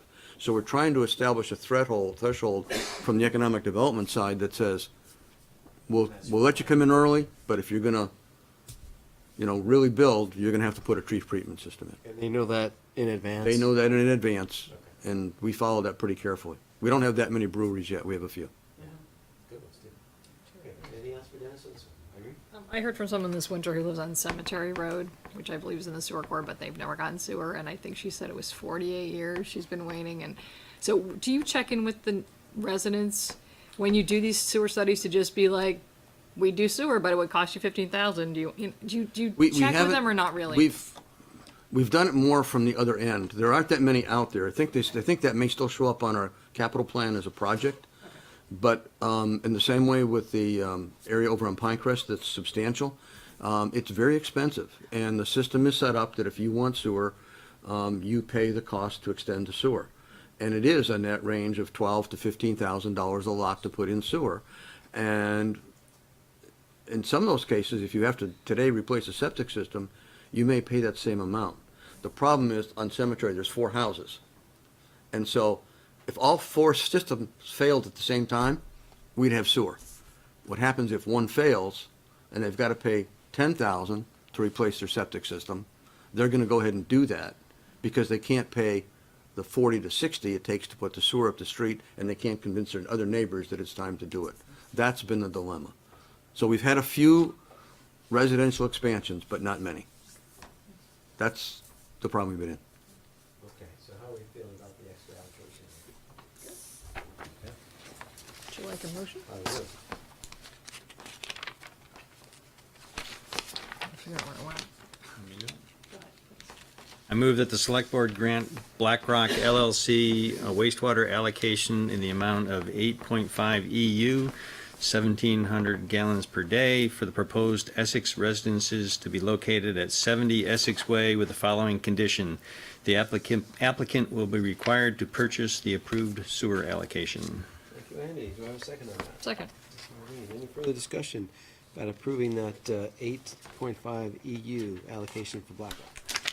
I have a document here that has to be signed by the town manager or designated representative for this particular motion. So let me pass that to So you want to add Evan. to approve the, Well, I'm assuming that's part of this because it's included in our packet. Yeah. So, any further discussion on that? All those in favor of increasing that for BlackRock to additional 1,700 GPD, signify by saying aye. Aye. Aye. Aye. Okay, motion passes unanimously. So, thank you, Dennis. Thank you, everybody. Okay, while we have you up there, Dennis, we're going to move on to 5D, and that's participation in municipal road grants and aid program. Annie wrote up the memo that accompanies this. Bottom line is, last year, the state provided grants to communities. We elected not to participate, and one of the reasons we did that was it was tied to some of the state designated areas on these hydraulically connected segments. And a number of communities were concerned about that. It also was tied to Class 4 roads and a lot of other issues. This year, they decided to come out with a program. Obviously, the state wants to accelerate what's done with improving the lake. And this was a means to get state money out quickly to communities. They've changed the requirement now where they're we can essentially decide, and we've already worked on that with them, which areas in town are hydraulically connected. The village can also, but the village grant is much smaller. It's about $3,000 and change. Ours is $34,000. I think I've come to a couple meetings and said, we're up to our neck with stormwater grants. Well, we are. But this is the type of grant where you don't really have to apply. It's like they're giving you money. We do have to apply, but it's free money, almost free money to do what we're going to be doing anyway, which is working on sections of the gravel roads. So a section of gravel road that we would work on this summer anyway, instead of using town funds to buy the gravel, put the stone in the ditch, hire an excavator, we can do it under this program and end up costing us a 20% match. So this is a win-win to go after it. I have the application to be signed here that they didn't give enough space, but they said duly authorized representatives. And since we didn't participate last year, I'm assuming it's the board. So the actual document, if you do approve it, to sign that. There are some conditions, but they're easy conditions, putting up a sign to indicate where the money's coming from and a series of other things. But the request is that you go ahead and have us apply for this and use those funds. And they'd be they used wanted this us summer. to validate those. Pardon? Numbers, right? They needed us to validate those in prior years. Yes. And, And we couldn't agree with all their hydrologically connected segments. They did theirs through a GIS mapping program, sitting in an office in Montpelier. We did it with the Regional Planning Commission and actually field work, going out and looking at the various areas. And so it got to be very complicated in terms of what they were tying us to. They released those restrictions, and so at this point it makes sense to take the money and use it on something we're going to have to do anyway. right. And that grants for $34,719 and 20% match. That means we need to find $6,944. And where does that? That would come from the capital stormwater account that we've set up in the town, between the town and the village. And that's the one we looked at where, when you look at if all the grants we got today had to be built today, we would go broke. But the truth of the matter is, those grant projects take 3 to 4 years to get to a point from conception to actual construction. And so when we did that and provided that to you, when we did the capital plan, we showed a 5-year costing out of when those grants would come in for construction money. And as long as we continue to put money away at the same rate we've been putting it away, we are more than solvent over that 5-year period. So we have room to afford this within the financial package. Good. Okay, other questions? I just have a motion, Sure, that'd be unless there are questions. I would move the select board authorize the public works director to sign the letter of intent to participate in the municipal roads grants and aid program. Thank you, Irene. Do I have a second? Second. Randy, any further discussion? Yeah, just looking for a clarification, because The recommendation, the motion authorizes the Public Works Director to sign, but Dennis, you mentioned. My recommendation would be to actually have the board sign. It says duly authorized representatives. That's more than one person, so my assumption is, rather than jeopardize getting the grant, if it was signed by the board, it would probably be more appropriate. So that is a change. So do you want the board chair and the town manager, or what do you mean I by? would recommend that the select board sign. Entire board. Sign Entire the- board, okay, Sign great. the letter of intent. Okay, You I'll okay accept with that as a friendly amendment. Okay, and who seconded that? I did. And you're good with that? Yeah. Okay, very good. Any further discussion on allowing that grant to go forward? Okay, hearing none, all those in favor, signify by saying aye. Aye. Opposed? Aye. All right, thank you. Another unanimous approval there, so you're on a roll. Dennis, and while you're up there, we have the next item, which is 5E. That's the- Actually, that's yeah. mine. Oh, yes, it is, so. But, I can stay answer this question. But- Ricky, you want to join? You want to come up? and we brought another friendly face to the crowd, Rick Rick. Jones from the village. Welcome. First, as a prelude, you all have the memo, you all have the documents. I want to commend Rick, Jim Jutras, Dennis, Aaron, and many others for their work over the last couple of years on alignment and some of the work and consolidations that they've done in their consolidation is kind of the wrong term, but they have started to work together, coordinate together, and do projects together. But they're not consolidated, but they are aligning. And their agreement, the original agreement, expires on July 1, 2018. So Dennis took it upon himself, along with Rick and others, to start meeting about what is going to be necessary over the next couple of years to continue that work. And as the boards have come together and said they want to do one community, one government, that process has to go on inside of Public Works, both at the village level and at the town, and then in the other departments as well. So we put together a draft of the extension of the memorandum of understanding. We sent it to the town attorney and to the village's attorney. They have both opined and edited the document that you see here. The thing of probably the most significant, other than asking for 5 years, which could be less, depending upon what actions are taken by the board and village board and select board, is item number 3. Item 3 in this agreement, other tasks, actually spells out the work over the next several years that we believe the Public Works Committee and others should be working on to get ready for a full consolidation. The committee and the departments will be coming back many times to the select board and to the village board with those work products to be discussed, adjusted, agreed upon, maybe not agreed upon, and brought back. And so this is basically just a continuation of your original memorandum with deliverables. And with that, these two gentlemen and I will be happy to answer your questions. Okay, we'll open it up to questions from the board. Looks like Elaine, did you hear it? Okay. I was just waiting to see. I do have a question about part 3. When the Committee on the Public Works consolidation to date made recommendations that met last summer, that's right, and we presented findings and the boards both accepted them. One of the recommendations was to have all of the employees in one agreement. And I had understood that that might not be a thing that we could do.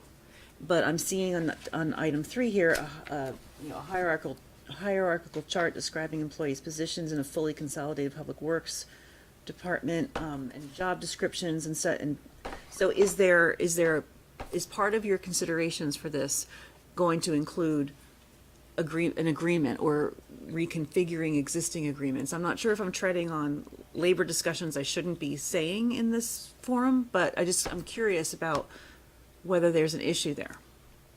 Well, we have union agreements Right. and things, and you cannot violate them just because you merge or consolidate. So you have to work with them.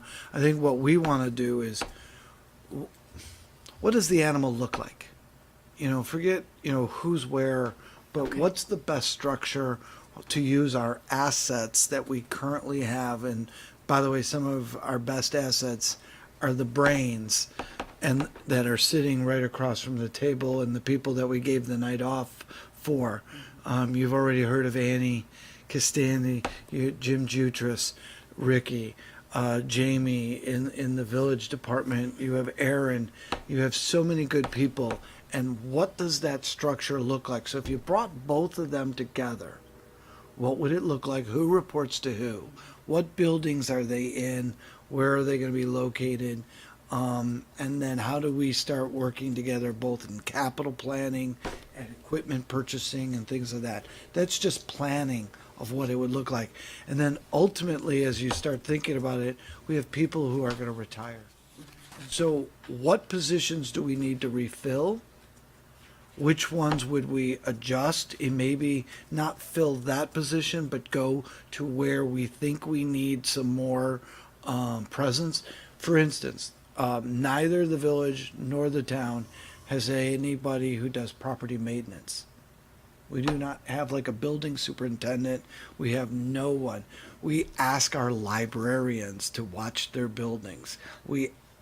Not to make fun of librarians, They've had a lot of challenges lately, especially at the Brownell. We do have challenges. We ask our assistant manager, Greg Duggan, to watch this building, and as a person who used to do that and learned a lot more than anybody should about HVAC systems, we all have busy jobs. So we don't really have anybody dedicated to any of the buildings, both village and town. So as people maybe retire, or we have positions available, or the ability to acquire some skill sets in our workforce, what's that going to look like and where does it fit? So that's a lot of what we'll be doing. One of the things that we've done, just as a background, to follow up what Evan said, is, Ricky and I, and we convened the Public Works community. Evan, Greg, Rick Hamlin, Jim, everybody. We've had a couple of sessions, work sessions. And I think there's maybe, and I'll say it out loud, there's maybe a mistaken impression that we're one family yet. We're not. We're working towards that, and we've done a lot, but you start to get into the weeds and you find there's a lot of things that we have to work on. So the question that I raised to the group, and it's kind of a prelude to this, is where are we now? And you can think of IT, you can think of communications, you can think of buildings, you can think of water sewer funds, you can think of capital, all of those things. I mean, there's all of them out there. So where are we now? What does the ultimate objective solution look like? And that's not the big picture, that's maybe within buildings. What ultimately would, if we were going to run this as a aligned, complete community, what would you need to basically maintain your buildings? That's outside and inside. And I don't have an answer yet, but I'm saying that's what would it ultimately look like, and that's, I think, what Evan said. What are intermediate steps that could be taken? And what are the short-term things we could do along the line to get to a point where, if the decision was to merge, well, one, if your decision is not to merge, you still got a better community because you're operating together in a lot of areas. If you do decide to merge, then it's easy to kind of flip the switch, turn the lights on, and things are working.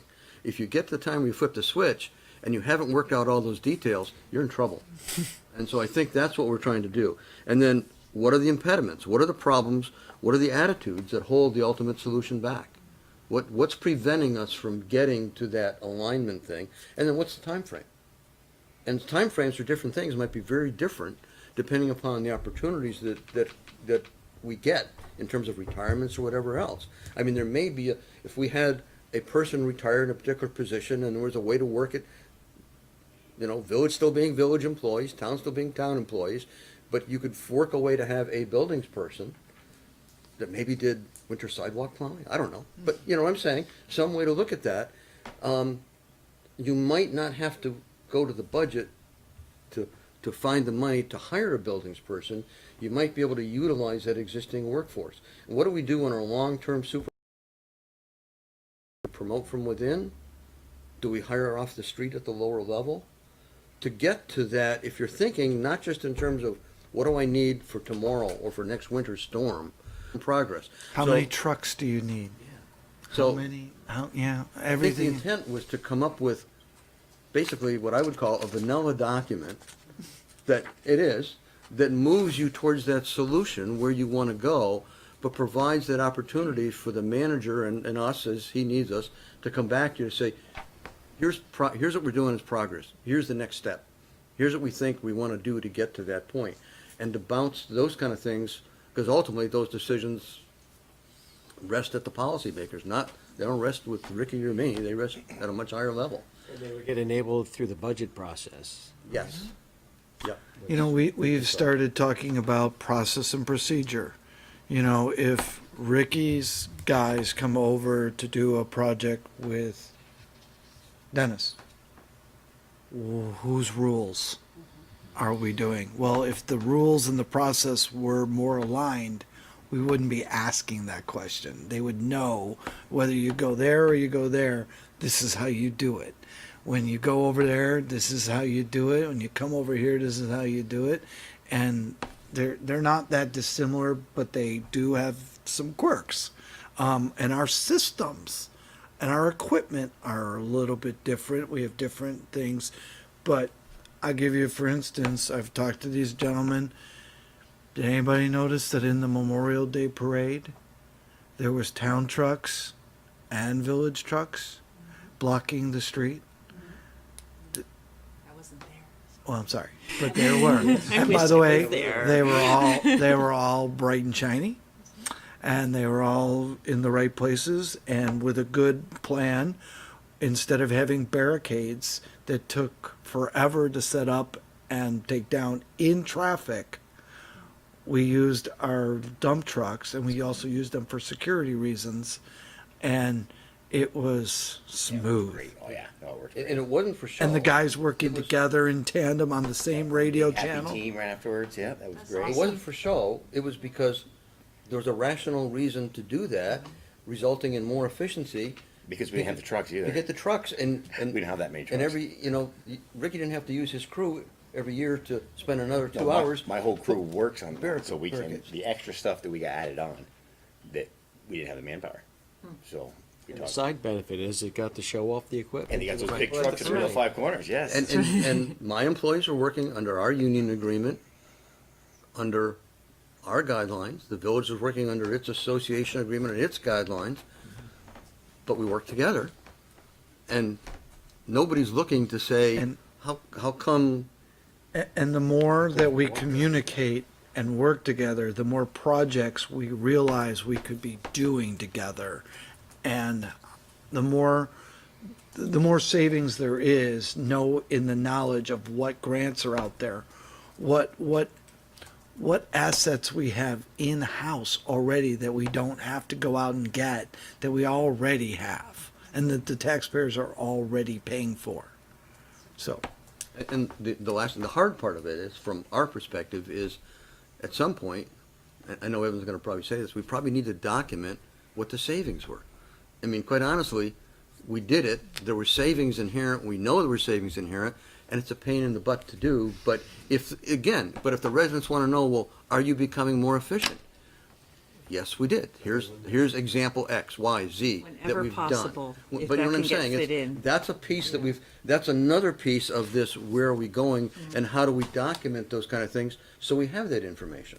and as you've heard me say, I don't know if we'll ever truly document everything about did we save money, because as you guys realize, things change over time. The regulations change over time. We have needed to have, with state regulations and federal regulations, you need people on staff, whether you hire them or you hire it out, to just keep up with those types of things.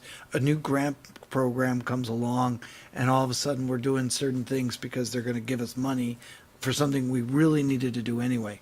We have probably needed to adjust our workforce for what is needed to be done and haven't done it, but now we're doing it. So did we add a position? Did we save a position, or did we always need the position? It's hard to do those quantifications, but watching these guys work together and start thinking together and start finding, not inventing reasons to be together, but finding out where they can make a phone call to be better and more efficient, it's been very nice to see. And to have Ricky here after 8 o'clock, this is going to cost me a lot. Happy to be here. Mike, do you have any questions or comments? No, I'm good, Mr. Chairman, thank you. Okay. So this is really kind of information for now. We don't want to sign this tonight, I take it? I thought this was gonna go on the joint meeting agenda. This is going to go on the joint meeting, but we wanted any comments or direction. It will go to the village board next and then to the joint for discussion and hopefully approval. Everybody okay with it as is? Okay, well, great, all right. Thank you both very Guys, much. both. Thanks for Appreciate it. being here, Rick. Thank you. See you, Rick. Sleep in an extra 15 tomorrow. The next day. All right, we're going to move on to 5F now, and that's negotiation and use of Susie Wilson Road corridor impact funds. Be interesting to understand why this is an executive session item. Or potential.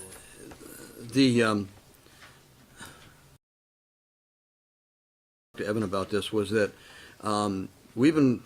there's a parcel of property along Susie Wilson Road that's been sitting idle for a very, very long time. And the biggest issue with that whole piece of property has been traffic and the impact on the intersection. We've also been working with the state to implement the Susie Wilson Corridor project, which is that 7 to 10 to 15 million, depending upon where it goes down the road, to improve that whole intersection. The state's project is 5 to 7 years out, and we have levels of service F right now on 2 turning movements that conflict with each other. The left turn on Susie Wilson Road, and the morning is not near so bad. The morning works. The evening, the left turn on Susie Wilson Road into the village conflicts directly with the left turn from cars coming from Burlington in. And those 2 conflicting movements use up your time on the intersection. And so if you don't do something in the next 5 years, if we don't do something, that situation is going to get worse. So we have impact funds for Susie Wilson Road. Those impact funds are contained in, I don't know if they're really part of the capital plan, but that's where they sit. And they're enough to be able to afford us some fixes. We did not do the study, but an applicant came in to work with that particular parcel. We've been 6 months and probably 3 or 4 reviews between myself and a traffic engineer that we hired to help us, Lamro and Dickinson, to look at that traffic study. First one was a definite no-go. We had some issues with it, significant issues. They went back, we went back. We've been meeting with the planning department, community development at the same time, because this applicant has kind of done a concept sketch to show what they would like to do. It's a use that would impact, not really impact significantly the AM traffic, but the PM, but it could have an impact on the PM traffic because it's already so bad. So their engineer went back with our suggestions and looked at what could be done in that 5 to 7 year period. So you've got 2 things going. We could make that ourselves using all our impact fees and fix that and buy us that 5 to 7 years. You could use some of the developer impact fees, which would enable that development to come in the door. The problem is that actual project hasn't fully come to the Planning Commission yet as a project. And we have to, staff, Public Works, has to do a review letter. And if we can't provide additional funds to fix the problem, the review letter is going to say, don't approve the project, which is crazy, where if we combine both their funds and our funds, we still have residual funds left over in our account, but it will allow us to do that. So the intent was to provide a little more detail on specifics during the executive session and to get the board to enable us to negotiate using some of our funds and some of their funds. So when we do our review letter, we can essentially say we would be able to match some of those funds to solve that problem. Otherwise, it puts us in kind of a dilemma, not knowing if we can get at our own funds, because they're really funds that fall within really your purview to release or not release. But if the development doesn't come in, We would, then you don't do it. So we would, why don't we wait until that happens?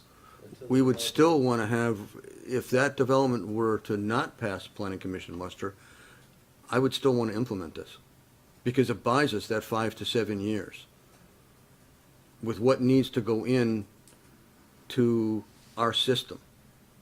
It's not what we're doing for another party, it's our system that needs to be fixed. 2 of the signals need radar, so we can better tell what's coming. We need to isolate the signals. There's 3 signals that need to work together. 15 and Susie Wilson Road, the Lowe's signal, and the Pinecrest signal. But right now, 2 of those signals work together, and we need to have them work both together and separate. Because if they work separate, you can free up the timing that you need to make things work. So, And the controller boxes. and the controller I'm boxes. still trying to understand why this is an executive session. It could be an open session. That's, if the board were to decide that you would allow us to utilize that money, then we can utilize that money, but still go through that process of negotiation. So is the intent to preserve some confidentiality of the business that wants to go in Yes. there?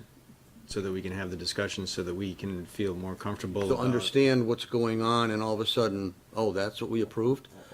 Or alternatively, we could just Gives approve us it without authority. without that knowledge. I think I'd I rather didn't have want the to knowledge. presume what was going to occur because the actual application hasn't come in the door yet, but you need to know at least maybe more of the background of what's going on with that So application. you've reviewed it a few times, but it hasn't gone to the planning commission.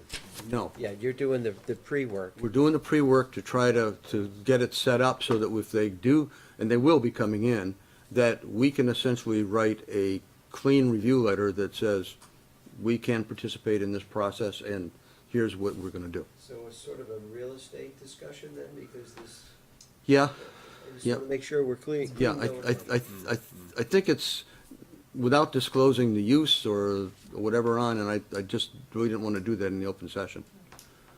I didn't want to prejudice the decision that the planning commission might have to make. Great.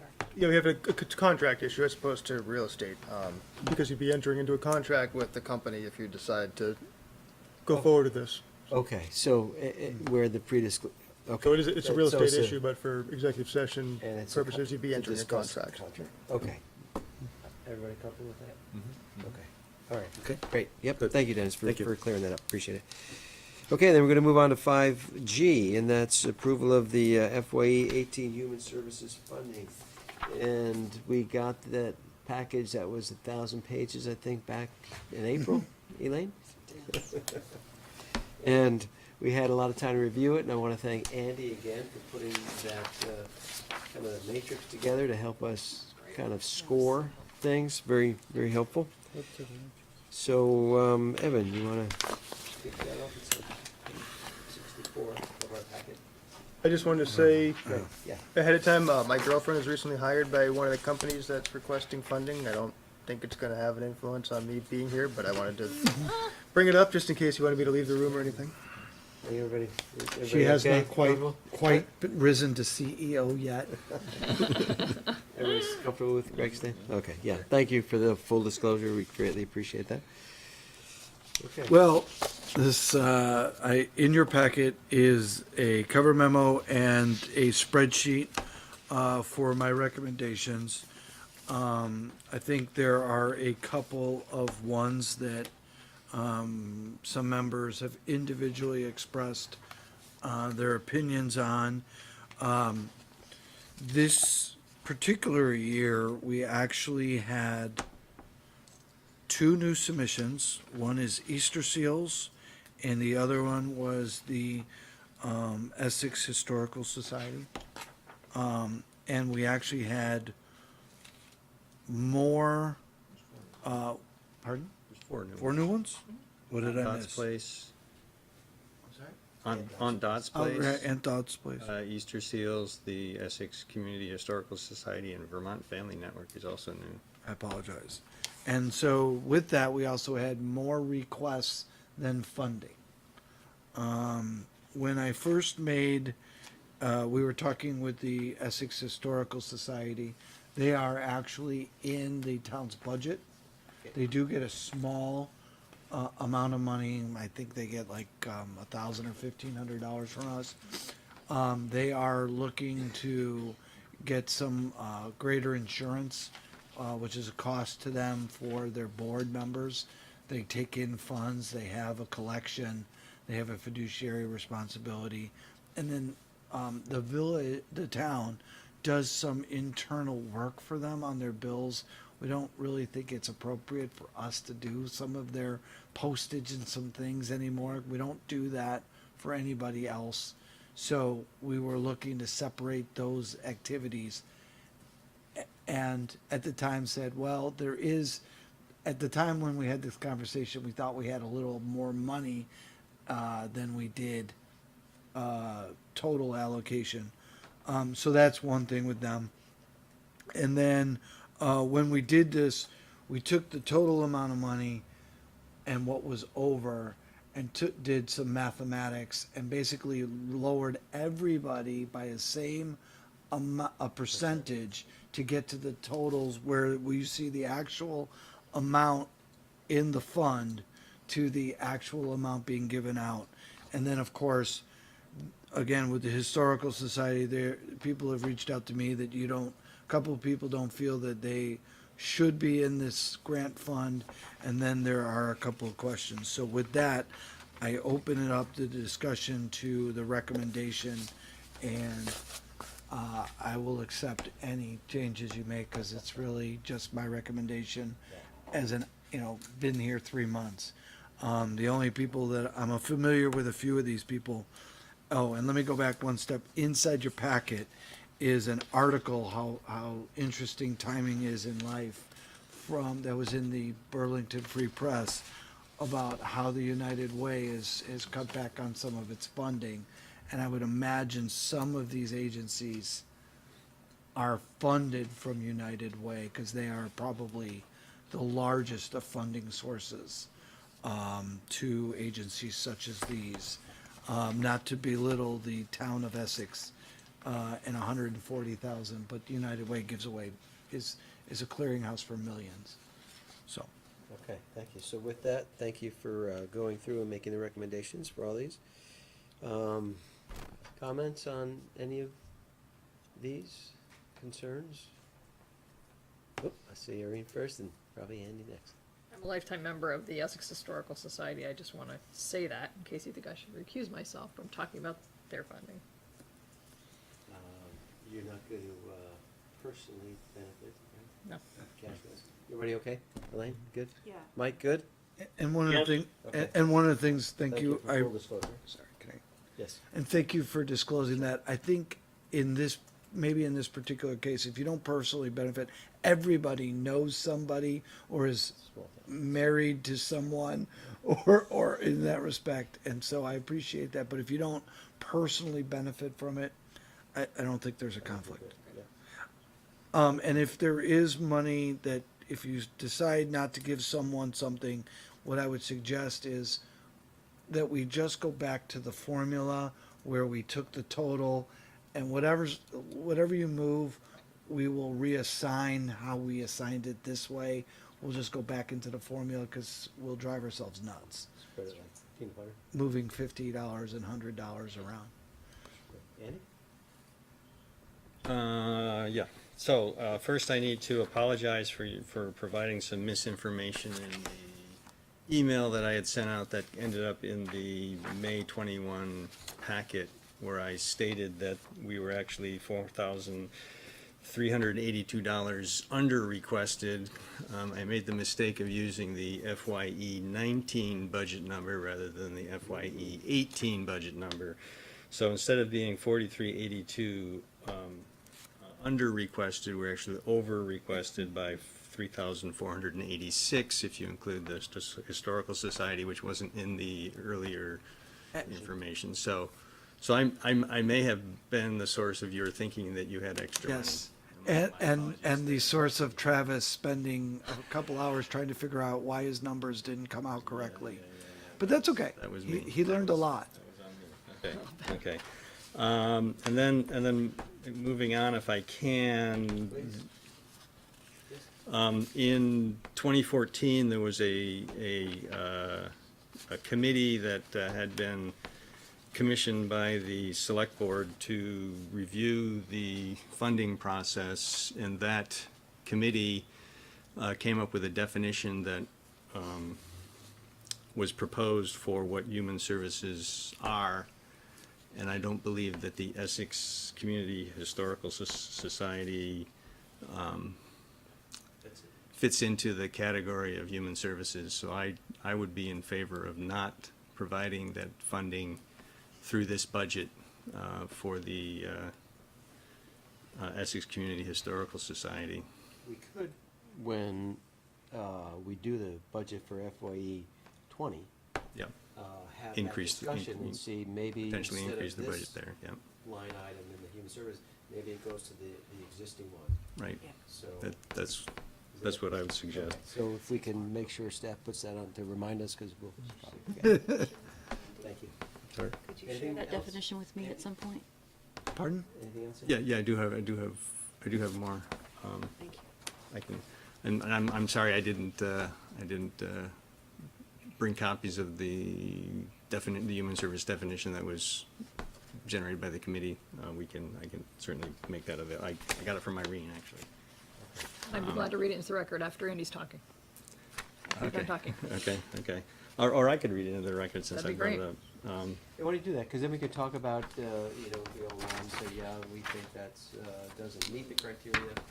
Yeah, so back when this was put together, there was a proposal to go out with an RFP. In fact, we did go out with an RFP, and it's my understanding that there was no responses came back from that at the time. But the definition that was proposed was human services are organizations that serve to meet human needs and improve the overall quality of life of residents through knowledge, prevention, remediation, direct service, and improved accessibility, accountability, and coordination of services. Social service programs and facilities include, but are not limited to, those that address transportation, nutrition, medical, child care, and other rehabilitative services for persons with low incomes, senior citizens, children, disabled persons, drug and alcohol abusers, and persons requiring employment to eliminate their need for public assistance. So does everybody agree then that the Historical Society doesn't fit that definition, right? I think it could be argued that they try to improve the quality of life of residents through knowledge, Yeah. because they appreciate, Yeah. want us to appreciate the history. So what's the board's feeling on that one? I would say we're not trying to eliminate any funding for them, just trying to move it to a different source. So we should have, perhaps take it out of here, and move it, or have that discussion when the time comes for the budget to move. Is everybody okay with that? Mike, you okay with that? Yes, I am okay with that. I continue with my other suggestions here.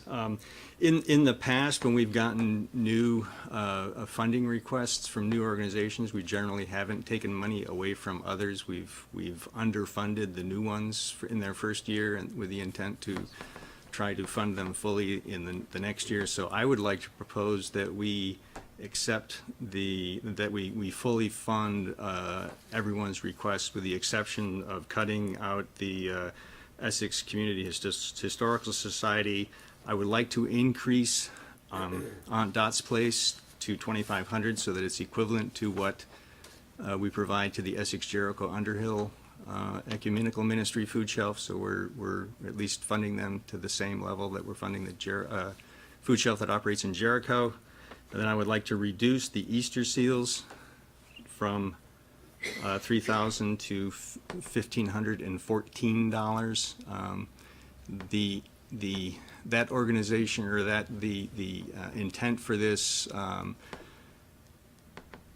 2 years ago, we funded Vermont Vet to Vet. They went out of business. We had funded them at the level of $1,000. So it's my intent. I'd like to propose that we go to $1,500 as a step up from the $1,000 that we funded 2 years ago to the other organization that serves veterans. Which one is that? So this is for Easter seals. I'd like to propose that it increase to $1,514. I was just giving the justification why I essentially cut them in half and gave them the extra $14 that ends up left over at the end. What's the vet one that you said you wanted to? So there was, 2 years ago, we funded an organization called Vermont Vet to Vet. They're out of business. And so we funded them for $1,000. Last year, we funded the Blue Ribbon Mothers, which is also another veterans organization. They didn't ask for funding this year. And so my intent for going from to $1,500 from $3,000 is to put it closer to where we had provided veterans funding previously. Again, the intent would be then next year that we could try to fully fund them to $3,000. So I may be going long-winded in my explanation, but that's why it's there.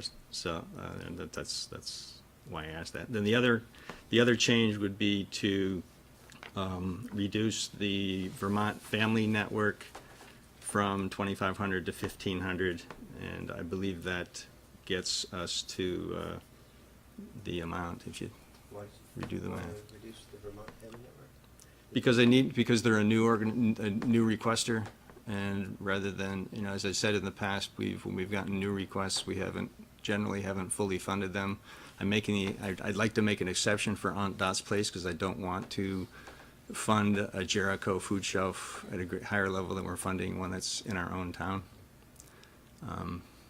So I'm proposing a $500 increase to Aunt Dot's Place, a $1,486 decrease to Easter seals, and a $1,000 decrease to Vermont Family Network based on their request, and fully fund everybody else.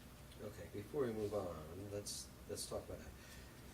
So the increase, so the 500 increase to Aunt Dot is above what they asked for. Yes, it is. I'm not real comfortable giving people more than they're asking for, personally, so I would not support that. And I'm fine that the Jericho one is getting more if that's what they say they need, as opposed to giving more for somebody that hasn't requested it. And has that been a policy or a practice that we underfund new ones? I didn't recall that. Yeah, that's generally what we've done. Every time that one new has come in, we try to fund them fully, but then I don't know, shortchange isn't the right word, but we give them what we can, and generally in the first year, and then fully fund the next year. That's what's been my memory. Okay, yeah, but sorry, you're not saying that. Right, but if you're following that logic, then Aunt Dot's Place doesn't deserve any more than the 2,000. Not only did they not ask for more, but they also weren't funded at all last year, so I think we're being incredibly generous to give them a full 2,000 that they did ask for, given that they're new. All right, so shouldn't they be given like 1,000 this year with your reasoning? I'm just saying they shouldn't be given. Not that I don't love them. I just wanna, I don't wanna be, well, I'm concerned about the fact that and I have no connection on Dot's Place. I will confess that I have been a past board member for the the Essex Jericho Underhill Ecumenical Ministry Food Shelf, and I still do their purchasing from the food bank. I've been doing that for 10 years or more. But anyway, so my thought is that since we're giving Essex town tax dollars to we're actually giving to, it'll be 3 food shelves now, because we're actually giving $5,000 to the Chittenden Emergency Food Shelf, but they do other things other than just provide food. They also do job training, and there are other things that they do there.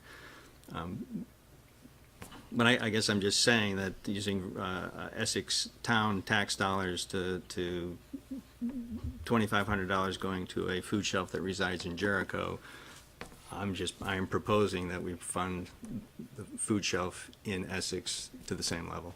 If that's, I mean, most of these don't, a lot of these don't reside in Essex, but they do serve Essex, so I don't have any problem having the money either. What if we fully fund those that have been funded in the past, and how much is left to be able to spread across the new 4 of them? And could we do maybe the same percent of what's left, of what they're asking, or what's left or something, whatever that formula was that you had? I'm just trying to be consistent and fair. Elaine? I agree with Andy, and I think it's Which part? well, I think it's okay to increase the contribution to Aunt Dot's, because outside of Chips, I think Aunt Dot's Place is the only other entity on this list that actually serves only Essex. Actually, I don't know that Aunt Dot's doesn't serve other Essex, but it's based in Essex. It's primarily Essex, and I think it might be safe to say that the intent of the voters when they approve this is to this 1% is that emphasis should be on Essex. And secondly, because we're struggling with affordable housing and we're struggling with lots of other issues, I think improving the contribution to Aunt Dot's is a good precedent. We want to encourage this food shelf to stay in business. I just think it's, I would not have a problem with increasing the contribution to equal the amount that's being given to the non-Essex, the Essex Jericho Underhill Ecumenical Food Mike, Shelf. do you have a comment on that? Or thought? Kind of wondering why Mark's Place isn't being part of this discussion. I mean, if we're talking about, they don't have a 501c3. Right, I checked with them last Thursday, and yeah, they don't have a 501c3, nor are they really applying for one. okay, So I don't see them coming to us in the future, at least near future. I guess I'm still wondering. I'm still wondering about Andy's comment about typically underfunding first-time requesters. I don't recall that being a philosophy of ours when we've considered this item in the budget. I guess so. I'm a little bit confused about that. I don't know that I feel that. I don't know that I feel that on Dot's Place, just because it's an Essex food shelf, and God bless them, I think it's definitely needed. But I don't know that they necessarily have to. We have to artificially bump them up to match up with the Jericho Ecumenical one. So I'm having a little bit of trouble following the logic of moving the money around, quite frankly. I'm glad we're having this discussion because I'm having a little bit of trouble following the logic. Yeah, I don't like the practice of giving them more than what they say they need. That seems that other organizations that we're underfunding, could use that money because they're saying that that's the money that they really need from us. So that's my view. Andy? We've done that in the past where we've given more than was requested. In fact, Chips never asked for $12,000. We moved it up to there, and now they actually lowered the request, and we ended up giving them $12,000. I believe the request in that year was probably $10,000. I don't remember. But, Howard Center also we gave a residual money to. We gave more money to because there was concern about the the folks that are on the street, that we joined that other program that has now the other people, right? So there was some funding that was lost for that, and we ended up giving them more than they asked for. So we have in the past done that, just, it's not typical. And also I agree with Mike, we didn't have a policy where we underfunded the newcomers, but it's been pretty much the practice, from what I recall. And I volunteer at a food shelf, and I do see the need in the community for that, so, I mean, just trying to be consistent, but you're right, we have precedent-setting things that we've done that before. So, Irene, do you have your hand up? Which, next, I'm sorry, Irene, excuse me. Go ahead, just Mike. 1 second. Next, Yes. which one do you volunteer for? Your voice lowered, I didn't It hear. was the Heavenly Food Pantry, the one that does not have a 501c3, so that they're not on our list, nor will they be Right. until they get that. And I told them that that this money's available, but one of the criteria is having a 501c3 designation, and they don't have it, so they're aware. Okay. Sorry, Irene? So, and I Thank volunteer. you, Thank you, also- Irene. I also volunteer at the Essex Jericho Food Shelf once a month. Yes, you see the need. I see the need. But the question or the argument was being made that something is based in Essex and therefore it should get precedence. Well, I'm hearing that the Essex Community Historical Society based in Essex Center is not getting money. We're just Also, moving that money to a Age different Well, line item. we're not talking about it today. Age Well, I believe is still headquartered in Essex Junction, at least Yep, for it the is. moment. Yes. So I want to make just if we're going to talk about Essex-based things, let's be fair and mention all those Essex-based things. Thanks. I personally think that should have a pretty low weighting. It should be, does it potentially impact, Essex residents, regardless of where they are? Andy? So I did some quick math, and I think it comes out to 1838 per of those. If you give 1838 to Aunt Dot's Place, Easter Seals, and Vermont Family Network, and fully fund the rest of them, it adds up to 137,086. 1838. 1838 for each of them, yeah. And I'd be happy with that too. Okay. Is everybody, what do you mean 1838 for each of them? For each? $1,838. If you give that to Aunt Dot's Place, Easter Seals, and Vermont Family Network, that adds up to the 137,086 that we have to allocate. Which is what I was trying to say before. Yep, yeah, I just did the math.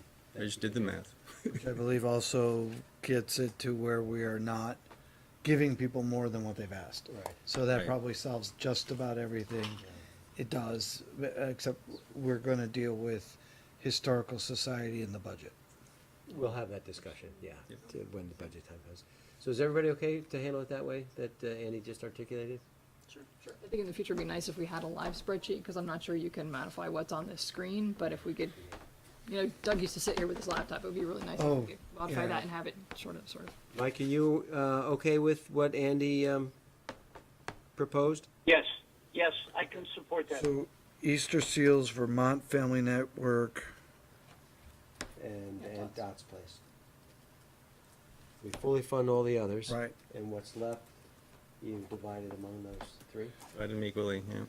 To a total of 137,086. Yep. Cool. Just for the motion. Okay, cool. So we. Is that a ready for motion? Yeah, I'll do it. You wanna give it a try? Okay, I move that the select board allocate funds per, human service funds per the, fully fund all of the, sorry, I'm gonna start over. My apologies. Do over. Yeah, do over. I move that the select board fully fund all of the human service funding requests with the following exceptions. Reduce the Essex Community Historical Society to 0. Reduce Aunt Dot's Place to 1,838. Reduce Easter Seals to 1,838, and reduce Vermont Family Network to 838, for a total of 137,086. Thank you, Andy. Do I have a second on that? Second. Okay, thank you, Irene. Any further discussion about how we're funding the human service organizations? Okay, all those in favor signify by saying aye. Aye. Opposed? Aye. Okay, we pass unanimously. Thank you all. Very Thank you. excellent discussion. That was well done. Yeah, very well done. Okay. Sam, do you want to copy the Oh, I love that. definition? Thank you. Okay, we're gonna move on to business item 5H. That's a discussion of pending litigation with counsel, so we'll go into executive session to talk about pending litigation. Is there anything else you wanna say about that? Or that's all we need to say in open? Okay, so we're gonna move on to business item 5I, which is approval of the minutes of May 21st, 2018 with select board corrections. I make a motion to approve the select board minutes of May 21st, 2018 with select board member corrections. Thank you, all right. Do I have a second? Second. Thank you, Andy. Let's start on page 1. Page 2. All right. On line 82, it says the Ms. Object talked about many ways. Actually, on the tape, I believe you just listed the tape and the videotape, Elaine, so could we say several ways, or at least take out the word many? I'm open to flexibility there. Line 82? Yes. 82, yeah. About 2/3 of the way through. I would change the word many to other. Does that work? If that's Okay. descriptive enough. Sure, thank you. Okay. Anything else on 2? All right. Line 94, it says verbatim. Actually, it was when there have been more pages, not more verbatim. So we're changing the word verbatim to pages, and then it says there have been, instead of less mistakes, fewer additions. Thanks. Everybody good with that? Mm-hmm. Okay. Page 3. All right.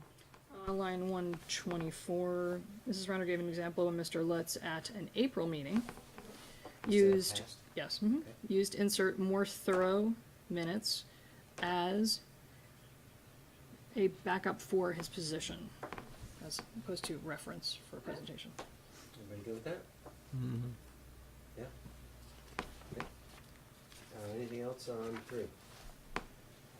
All right. Line 130, I don't know if this counts as adding too few words to be worth mentioning, but I'll risk it. Mrs. Renner stated she's not willing to go with even shorter. We're inserting the word even shorter minutes, and we'll offer corrections as needed.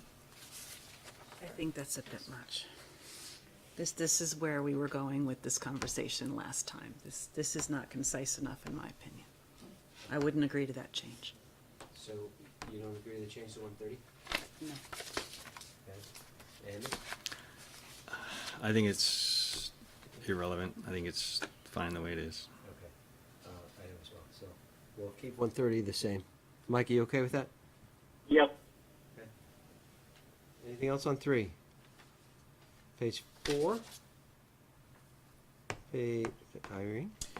Line 177, doesn't make sense, clarification of the town's jurisdiction on the town's liquor hearings, and in fact, the word towns on 177 was not used on the video.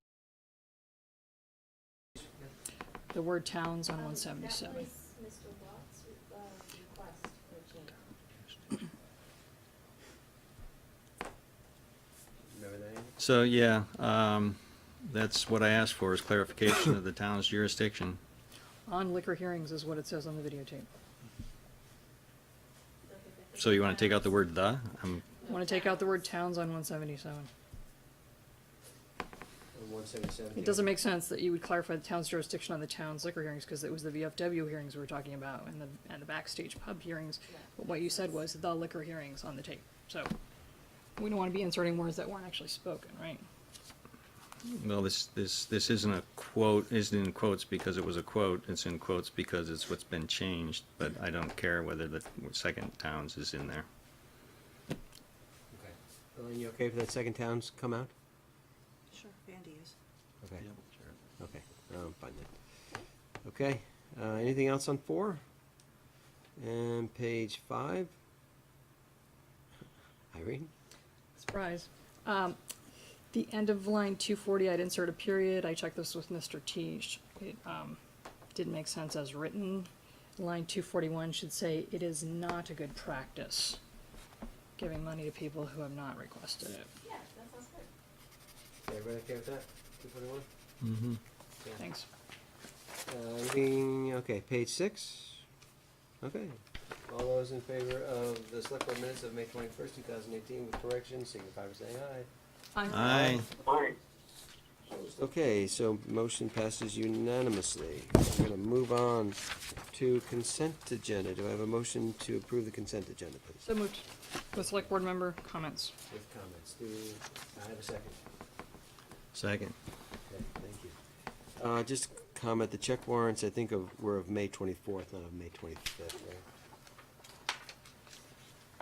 Yeah, minor thing. Yeah, okay.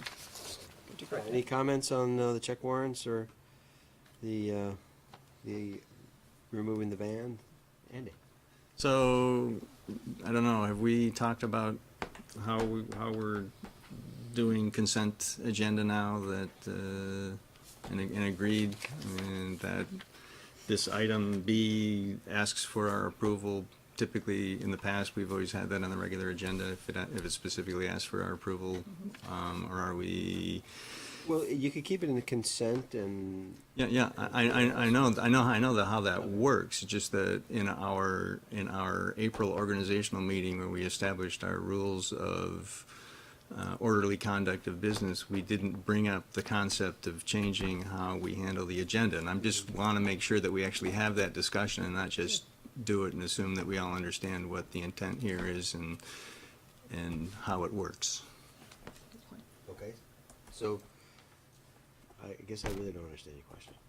You want to know how consent, or Well, what should be in consent? I want to make sure that we all on the board who attended the organizational meeting and established our rules for business agree that this is the way we're going to do it going forward, if that's what you're proposing, if that's what's been proposed or what's been implemented, I guess is the. I'm not understanding what's different. So, yes, right. So in in previous agendas, because this particular item specifically asks for select board approval of an action. Right. In the past, in our history, at least that I've been involved in, any agenda item that specifically asks for select board approval has always been in the in the business agenda. Always. This is a new way of doing it for this board that I've seen. I've never seen it done before, where it's asking for approval. I recognize that we approved, and I know the procedure, that yes, if it's in the consent agenda and any of us think that it should be pulled into the regular agenda, we can ask that's be done. That's how the planning commission does it. But we've never done it that way, and we've never had a discussion about changing our process. I just want to make sure that we're all okay with changing this, the way that we're operating. Let me just verify that. My understanding is that we've had things in the consent agenda requiring approval, but it was in the consent and we could talk about it or not. But we all read it and we approved the consent, and therefore we approved what was requested to be approved by the select board. I think we've done that in the past, many times, no? Yeah, if I may speak to the whole thought process behind this a little bit. I can't think of a specific example. You've had a big action item, an action item in the consent agenda apart from check warrants. I mean, there's usually stuff in there. Sometimes we talked about grant applications or something like that is something that comes to mind. I can't think of a specific example, but that type of thing where Public Works is going to go after a stormwater grant. They put a memo in the consent agenda that they're going to go for it. It gets approved as part of the consent agenda, and then that's what they can submit as part of the grant application that, yes, the select board has seen and gone after that. They haven't phrased it in a way of requesting the select board make a motion to approve the grant funding application for such and such project. This was looking at, and I thought maybe we had touched on it in a meeting, but maybe it was internal discussions and I was getting hung up a little bit. But we have a reading file now, and so the reading file used to be consent agenda. We had sort of talked about creating a reading file to ease up on the consent agenda, so you're not just approving the fact that you've read certain things that are kind of more just informational, which is how consent had been used. This is going to take a look at just is there a faster, easier way to get through the agendas, and I heard your comments. Through email, Evan shared them with me today, and looked through the rules and regulations for orderly procedure. I didn't see anything about specifically consent agenda and how it's processed one way or the other, either historically or going forward.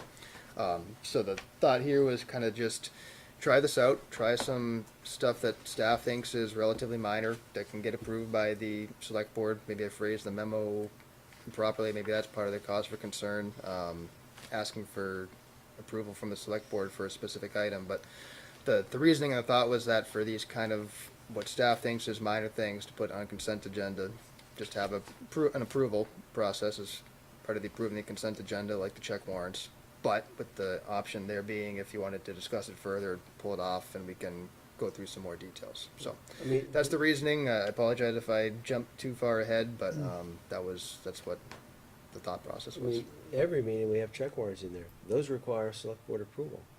Yeah, and we sign them before the meeting starts, so there's an action that we take that, yeah, the thing that concerns me is it's a change of our procedures that we've not discussed, that we don't necessarily may. It's a change though, and it's what I mean, Well, check warrants are in there, well, that needs approval. We put them in there and we just approve it with the consent agenda. so to continue on, yeah, you did. I'm just gonna repeat myself if I say it again. Sorry. So I'll stop. This strikes me also as something new, especially because there's a cost attached to it. And I would appreciate seeing things like this on the agenda, because I think it pulls it out for the public to view as a business item, as well as for us to draw our attention to it, as opposed to something that's just sort of check. Right? It's been the past practice for as long as I can remember on the village trustees, and as in many, many other boards I've served on, consent agenda lumps together minor administrative things that might have lower costs or no costs, that just require an awareness on the part of the board members and a blanket approval. And the materials are in the packet, so it's not like they're not being shared with the public. And then board members have the option to pull them out for discussion at any time. I'm not surprised at all by this. This is common practice all over the place, so I don't have a problem with it. Before you go, I just want to see if Mike wants. Mike, I can't see if your hand's raised or not, so I'm going to go to you and see if you have a comment on this. I don't. I think I don't think we're giving anything short shrift by changing it a little bit. So I agree with the change. I really don't think. I don't think there's as much here as we're making it. Okay, thanks, Mike. Andy? I don't object to doing it this way. I object to the fact that we changed the process without having a discussion about it. That's the thing. I'm not I agree with putting small items in the consent agenda, and if I think it's a big deal at the beginning of the meeting when we're changing the agenda, I can say, hey, I think this is one we ought to talk about, pull it out and put it in the agenda. I agree with that. What I don't agree with is changing how we conduct our business without having a discussion about it. And it sounds like we're having that discussion. I'm Hold on. I want Andy to be able to finish. I was just about to say the same thing. We're having the discussion now, Andy. Yep.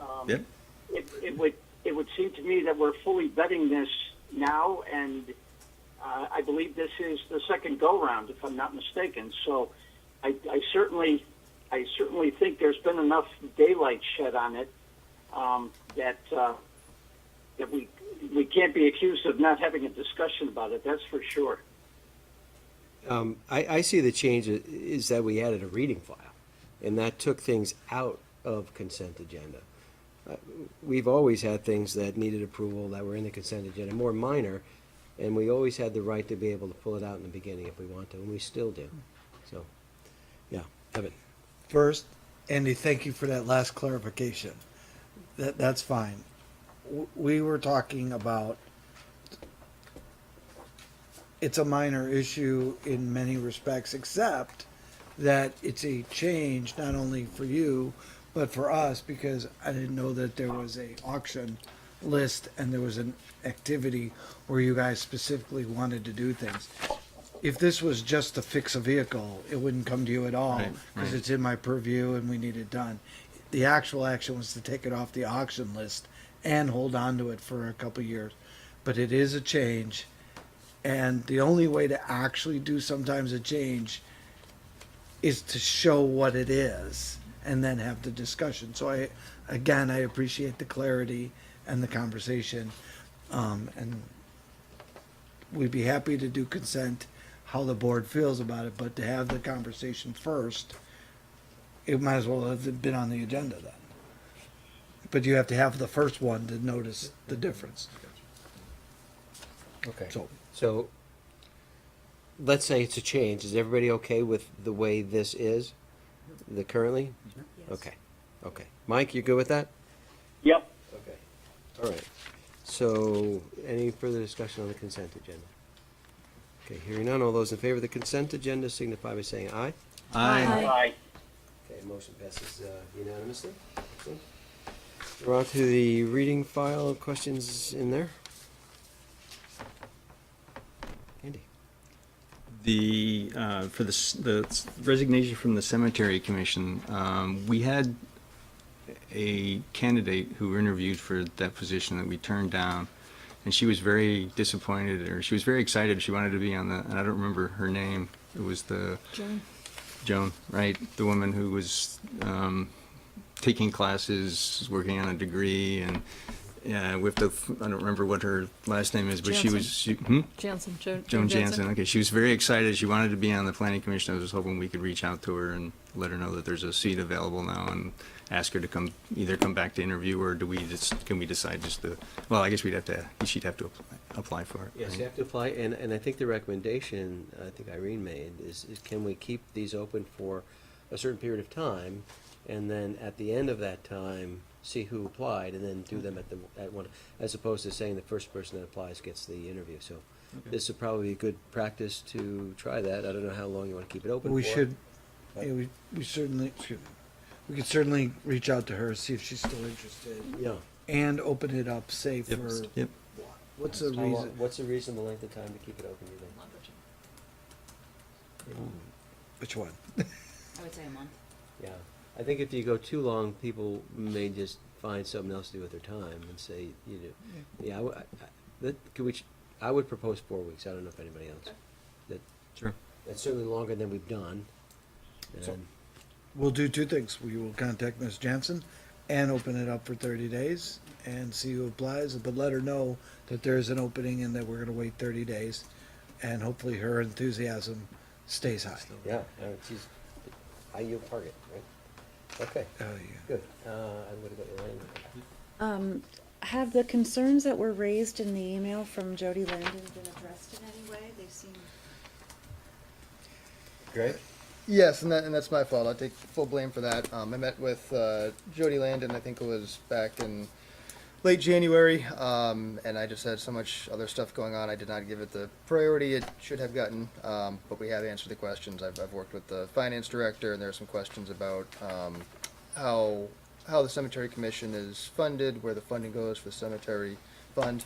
Had some questions about the turf and the field and the cemetery and the quality of it. So we've been answering the questions that have come up and trying to find some solutions and work with the cemetery commission. And we've been offering exit interviews, and many people have been taking them. I've been collecting them and sharing them with staff. And when we get a certain number, I think we'll be getting that on an agenda to have a discussion to synthesize those inputs. Very valuable. They've been very open. I've been really excited about what they've been saying. So I'd like to offer one to what's her name? We just stepped up. Jody. Thank you. Yes. And I did ask her if she would reconsider to stay on a little bit longer, and apparently that was going to cause some type of problem at home. So she had been frustrated a little bit. So we're working on some of those issues of frustration of the operations and of the committee. So she said that she may be open to coming back at some point in. No? I think that's a different person. Different person? Yeah. Okay, then a different Never person. mind. Okay, anything else on the reading? Thank you, though. Yeah, it wasn't that lady. Then we do need an executive session for a number of things. So we have the new thing that we added at the beginning. Could we get us into executive session? Andy? I move that the select board make the specific finding that premature general public knowledge of the town's position concerning the proposed contract discussion would place the town at a substantial disadvantage. Thank you, Andy. Do I have a second on motion one? Second. Thank you, Irene. Any further discussion about motion one? Okay, all those in favor signify by saying aye. Aye. Aye. Okay, that passes unanimously. Andy? I move that the select board make the specific finding that general public knowledge of confidential attorney-client communications regarding pending civil litigation to which the public body is a party would place the town at a substantial disadvantage. Thank you, Andy. Do I have a second on that one? Second. Thank you, Irene. Any further discussion about motion two? Okay, all those in favor of motion two signify by saying aye. Aye. Aye. Okay, motion passes unanimously. Andy? I move that the select board enter into executive session to discuss the proposed public official appointments pursuant to 1 VSA Section 313A3 to include the unified manager and the deputy town manager. Contracts pursuant to 1 VSA Section 313A1A to include the unified manager, deputy town manager, and public works director.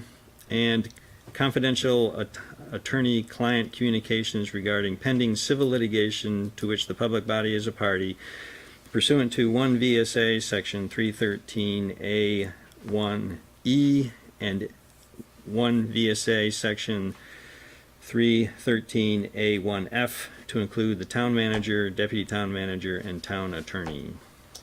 Thank you, Andy. Do I have a second on motion three? Second. Thank you, Elaine. Any further discussion on motion three? Okay, all those in favor signify by saying aye. Aye. Aye. Okay, passes unanimously. Thank you all. We're going to, Mike, we're going to end the call with you here, and we're going to move upstairs to the small conference room, and we will be connecting you in shortly. Okay, will that work? Yes, sir. Okay, good. Thank you. All right, so how about we take a